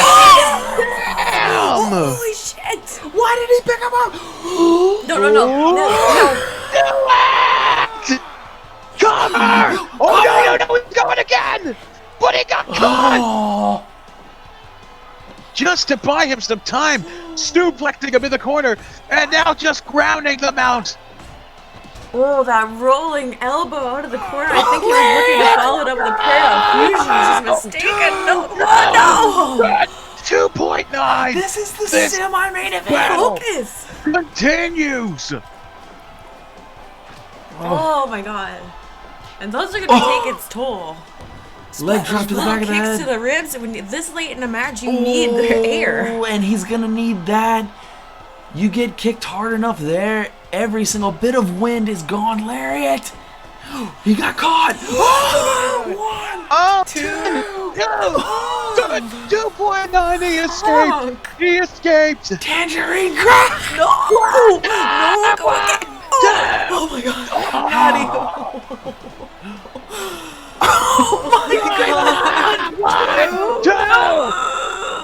Shit! Off the rope! Shoulder tackle! And now just trying to get the strength to gather the air. One more time! One. He's in the No, ropes. it's feet! Wow!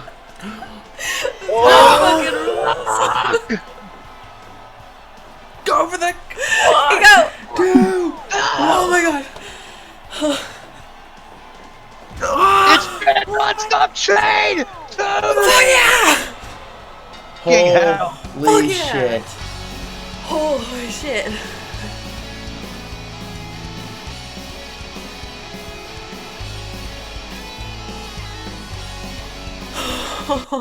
Another classic Wu-Fang That executioner. fucking rules. Oh. 24 minutes, 27 seconds, not even your main event, folks. I'll say Huge brought everything tonight. Nothing to be ashamed of. No. You left it all in the ring. 100%. You're fucking right it was. Oh Oof. my god. That was exactly what I expected it to be. These guys came out, they were firing on all cylinders. Executioner showed why he is one of the best in the world, standing toe to toe with the odds on best in the world, obviously not with the title. Well, they're both in the argument. I want to see Executioner and Sumo Jo. I want to see it. I need to see it. That is a match that we need to see here at W3. Well, that's easily something that could happen, Big Dog, but there's someone standing in the way right now, and I don't think he's planning on moving over until he gets what he feels is coming to him, which is Joe's head on a platter, I think, at this point. Joe's been almost toying with Major Tom, which... to me, doesn't seem like the greatest idea to toy with someone with the mental Fireworks? Fireworks is an interesting choice of words. I don't know how else I would explain it, but the guy is just an explosion, a series of explosions. You never know what he's gonna do. You never know what he's gonna say. And just taunting him and toying with him, and as we saw earlier tonight, attacking his best friend backstage after leaving Pete, getting the victory over Pete in the match on Wednesday. Apparently that wasn't enough, turning his back on Major Tom at the end of the match, almost as like physically representing his lack of respect for the number one contender. Now disrespects him further by attacking not only his best friend, but what I would say Tom probably considers family in Prickly Pete. Family comes in all shapes and sizes, and we're all a little weird in our own little way, and they're definitely a weird pair. But you do not attack a man's brother. No, you don't. And live to tell the tale. That's how you get table saw Tommy. That's how you get table saw Tommy. We don't talk about it. We don't want table saw Tommy. This next match is for everything. This is easily the biggest match in some of these guys' careers, especially one of the younger ones we're going to see in this next match. 6 junior heavyweights. The winner will determine who faces Aztec Dragoon this next Saturday. And this match will really break open the junior heavyweight division in, are you going to reveal it? I'm revealing it right now. I was trying to segue into it, but then you just stopped. This match will really break open the junior heavyweight division in the sense that all 6 of these men have had wins, have had losses, but they've all had impressive showings. Not one of them necessarily pulling ahead of the pack, and that's not a commentary on anyone's lack of skill. That's a commentary on how competitive the I hesitate to use the word undercard, but the outside the top 5 in the junior heavyweight division has been as of late. Everybody is so evenly matched. Everybody knows each other so well. Everybody has wrestled each other a million times. And sometimes it's this person's night and sometimes it's that person's night. This is going to break everything open. Because the junior heavyweight division stands right now. We have our championship title holder, Aztec Dragoon. And the number 1, 2, and 4 spots. No, it might be. Well, either way, I get mixed up in the rankings. But you have Black Widow, who's currently one of the W3 tag team champions. So she is not really worrying about her singles ranking right now. She's got other fish to fry and in a very competitive division herself. You've got Hannibal and Abispa, who are currently tied up in a war with the Chee Dynasty. And you've got Black Ninja, who's now out for a couple of weeks with injury. So you have Aztec Dragoon sitting atop a pile of bodies who aren't in contendership even right now in the top 5 rankings. Then you now have Dim Sum, who just beat Troy Constantine for the number 5 position tonight, but that doesn't mean he's going to jump up for a title shot. Constantine, who held that position and who has had an incredibly impressive showing since debuting here, could make an argument for having deserved that spot over any of these 6, but sorry, that's not how the cookie crumbles. It doesn't always go in everyone's favor. But these 6 right now are going to break open the division, and a new face is going to be up in that top 5. I can only assume because they've been out of contention for so long, Abyss by Hannibal, Black Widow will be moving down in the rankings, and I don't think that's an issue with any of them. They've all got stuff to take care of. When they're ready, they'll come back in and work their way back up. But for an opportunity right now for Jaguar, Hanzoman, the Unknown, the Claw, Prince Baharo, and Uraki, who out of the 6 has really been impressive as of late. There's no nonsense attitude in the past 2 matches, just going straight for it and winning with those chokes. Yes, I believe. Yes, both through chokes. I think I'm gonna go ahead and throw my hat in Uraki's corner. Wow. He has really been impressing. He's been learning fast under Master Fuji's tutelage, and I think he converts tonight and shows us that what he's been learning is worth the time he's putting in training. And I will bounce off of that as saying Uraki has a different style than every single competitor in this The match. closest would be the Claw. Yes. Claw and Unknown have some semblance of a strong, I would say strong ground game, but nothing close to Uraki's game. Uraki, a proven fighter. He is an MMA crossover into professional wrestling, and he's in there with three of the fastest guys in any division, in any professional wrestling organization, and he's in there with the Unknown and Claw, who have quite the ability to mix and match styles. Uraki stands out. Uraki has a chance to win this. And Claw does like spoiling people's parties. Very, very true. Pajaro on the up and up, having recently hitting a streak of wins. Jaguar as well, having a recent look here in the junior heavyweight division. I am not betting against Jaguar. Dino, do you care to weigh in? You got a pick? I know you got. Oh God! You really got to ask me. I made a pick. Look at the team on the right. You're really gonna waste your breath and life energy on asking me a question you already know the answer to. I guess you're in it for the Claw. If he's the last man standing, then he deserves that title shot, and I think he might cause the most problems for an Aztec Dragoon. I think him or Uraki is the best matchup for Dragoon. It would definitely force him to adapt. Yes, Not absolutely. to say that he couldn't. Well, it is. We have weighed all in. I am going Jaguar. Dino is going. Oh my God, Claw is standing on Unknown's foot. Oh my God, what a dick! Trying to trip him off the rip. Fucking jerk. and Legend weighing in for the Uraki when your main event is going to be wild.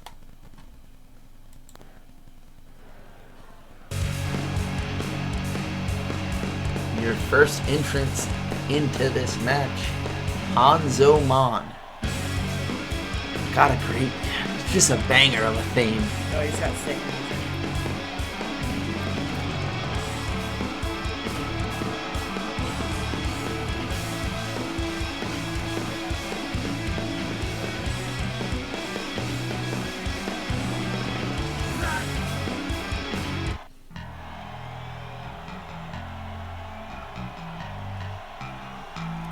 The Unknown making his way to the ring here. This has big fight feel. And I mean, these guys have to bring it after that last match. Holy hell.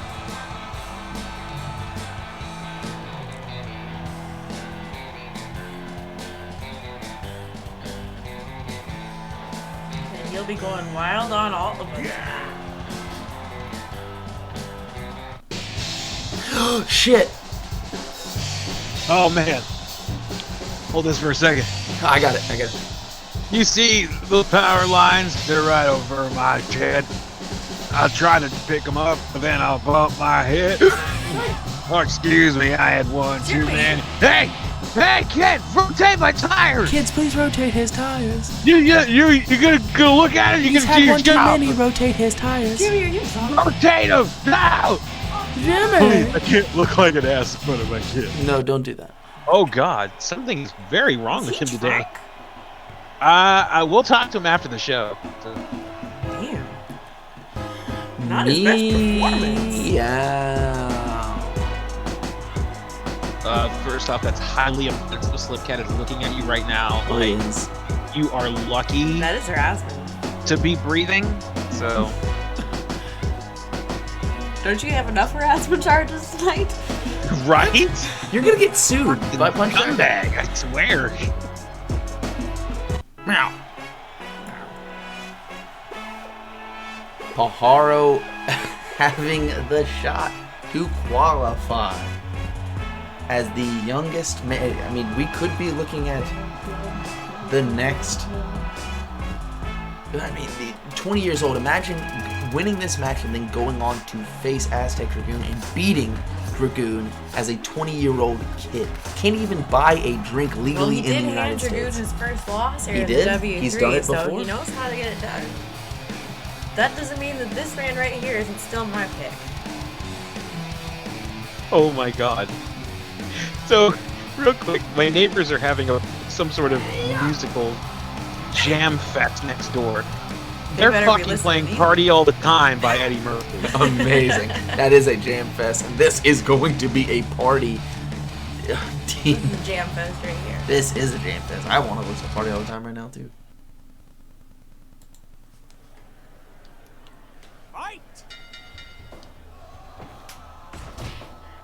Oh man, this is gonna be very fucking exciting.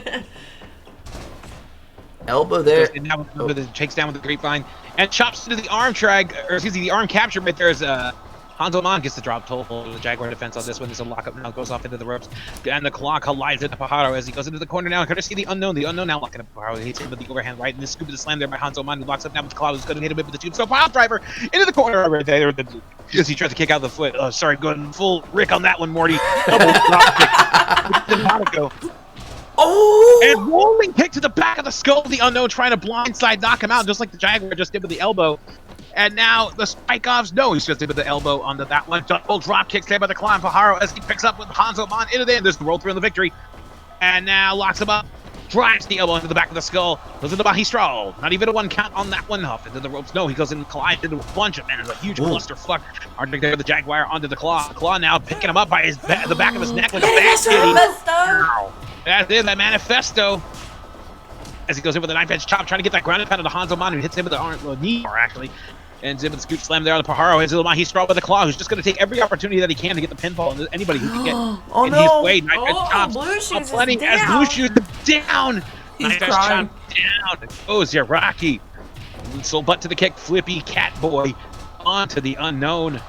And now pulling back on the mask there, Hanzo Man playing a little dirty. Here's a hip roll there by Iraqi onto the claw. Double suplex there with the unknown onto Pajaro as he hits in now with a jaw jack. Powerbomb capturing Hanzo Man, who's trying to go for the Rana on the claw, but he's not going to SMT by Pajaro onto the Jaguar as he goes into the submission there on the unknown. Let's see here. Go behind. Hanzo Man, face crusher. Down goes Iraqi. And now the claw dragging him away from those ropes, but he gets caught in with the back attempt grapple overhand shot there by the unknown, but he hits him with the back elbow, rolls through on the victory. Double one counts on that one, nowhere near two. Base crusher there by Hanzo Man onto Jaguar. There's an elbow onto the back, and so soul butt.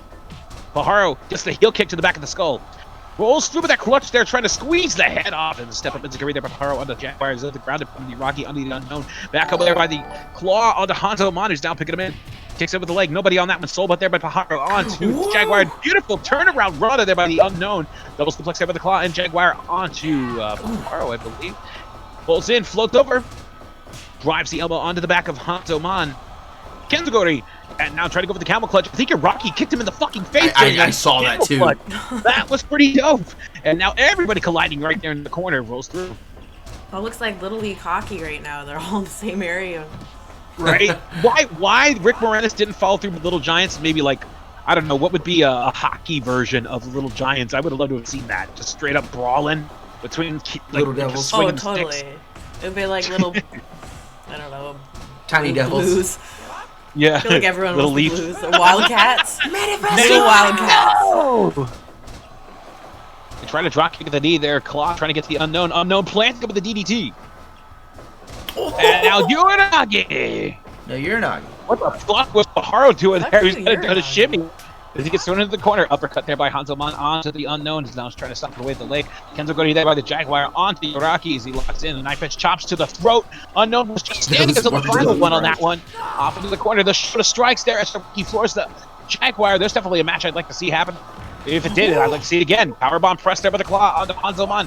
To go again as the grounded pound being unleashed there by Hanzo Man, or on the Hanzo Man. Crazy Iraqi as the claw drives down the unknown. 1, 2, 2.9 as you see the Jellicle press by the Jaguar was attempted, but nobody there to count it. Lucius was too distracted by the other attempt. 10 minutes. Now, Uranagi down onto Iraqi. Iraqi as he hits it with a manifesto on the unknown. Working over the leg. Jaguar spinning defense on that one. And sliding him down with that scoop. Oh! So nobody home. Victory roll. 1, 2. Not only Up to his feet, leg drop across the wet snout. The ground and pound being unleashed under the claw. Well, Pajaro and the Jaguar going strike for strike. Knife edge to kicks. It seems the chops were the ones that win the victory. Bumps him. He's going. Kitty cat clutch. Yuraki being a bit of a party pooper for Hanselman, wanted to go off the top. Power bomb folding right there, one, but no, Jaguar kicks him directly in the center of Cheeks. Oh my god. Manifesto! Throwing out manifestos like Oprah with prizes. Right? Tiger, no Jaguar suplex on that one. It really feels like Pajaro and Jaguar are going at each other, student and trainer. Rolls through the victory. 1, 2. Ooh. 2 count only. Head up to the top now. Hanselman is determined to hit that 450 splash one more time. He goes over the pyramid suplex. Manifesto again. That's not the claw. And you get one. Get like a press. 1, 2, 3. Unknown eliminated. That fucking cat. All right, now locking him in. Knocks down Blue Shoes. You know what? That's okay. He counted the 3. And now it's going to the top. Dolphin Shogun. Claws him. But nobody can. Shooting fucking star. By the Jaguar. It's a climb up wheel kick now. Hits him with those martial arts kicks. Down goes the claws. He's adjusting. Jaguar's a wildcat tonight. 2.9. Rolls through with that wrist clutch. Will Pajaro give up? No! As Hanselman gets dropped. But pick up a tempo there with the claw. Oh, that's center. And those martial arts kicks just unloading rapid fire strikes on Yuraki, and now Jaguar taking his time to get the precision down, knocking Hanselman into the corner with a claw. He says you think 2.9 of the Yuraki, 450 fucking splash, kissing him on the cheek. Got it. And now, he tries to hit with the back suplex, but not enough on that one. The gorgeous Mystical DDT. Oh, got caught. Spins into that leg clutch. Top of the tombstone. Press 1, 2, 3. Oh, no more manifestos for you. And now off into the corner, both Yuraki and Jaguar as Hanselman. Oh, I thought he was going to do some sort of wacky ass maneuver. Dive over him, maybe. Jaguar spin. Yeah, he's trying 1, 2, 3. Hanselman taking your pass home. Oh, and the claw. He's looking to get that dickhead steel victory. As you saw, the Jaguar going up with that perched press, standing on the back of Yuraki. Oh. And now goes through. Oh, no, Jaguar's not going to fall for that one. He wants to put him away. Twisting 1. No, the claw. Oh, man, this is fucky as he hangs on. Can he get him? Jaguar down. He's got him locked in. No, he escapes. Weirdly enough, Jaguar has had some training in MMA in the past, at cats least. are pretty flexible. And now picking him up, La Magistral. 1, 2. Oh, no, why? Yuraki wants to kill himself as he scoop slams the tombstone as he's opening those ground and pound shodas. But now the knife edge chop knocks him down to the Jaguar. But the Jaguar, who's now picking him up, tries to go for the drop kick onto Yuraki. Yuraki now just straight up punching him in the ear. That's disgusting. And he's angry about it. Off in the corner now. Third bomb! 1, 2, 3. Jaguar it is down to the claw, and Yuraki, he kicked him on the ass on the way out. What a fucking jerk. Legend! I mean, I'm not called legend because it sounds good, big dog. He locked in that weird naked choke. Got it done. No naked. Weird naked choke.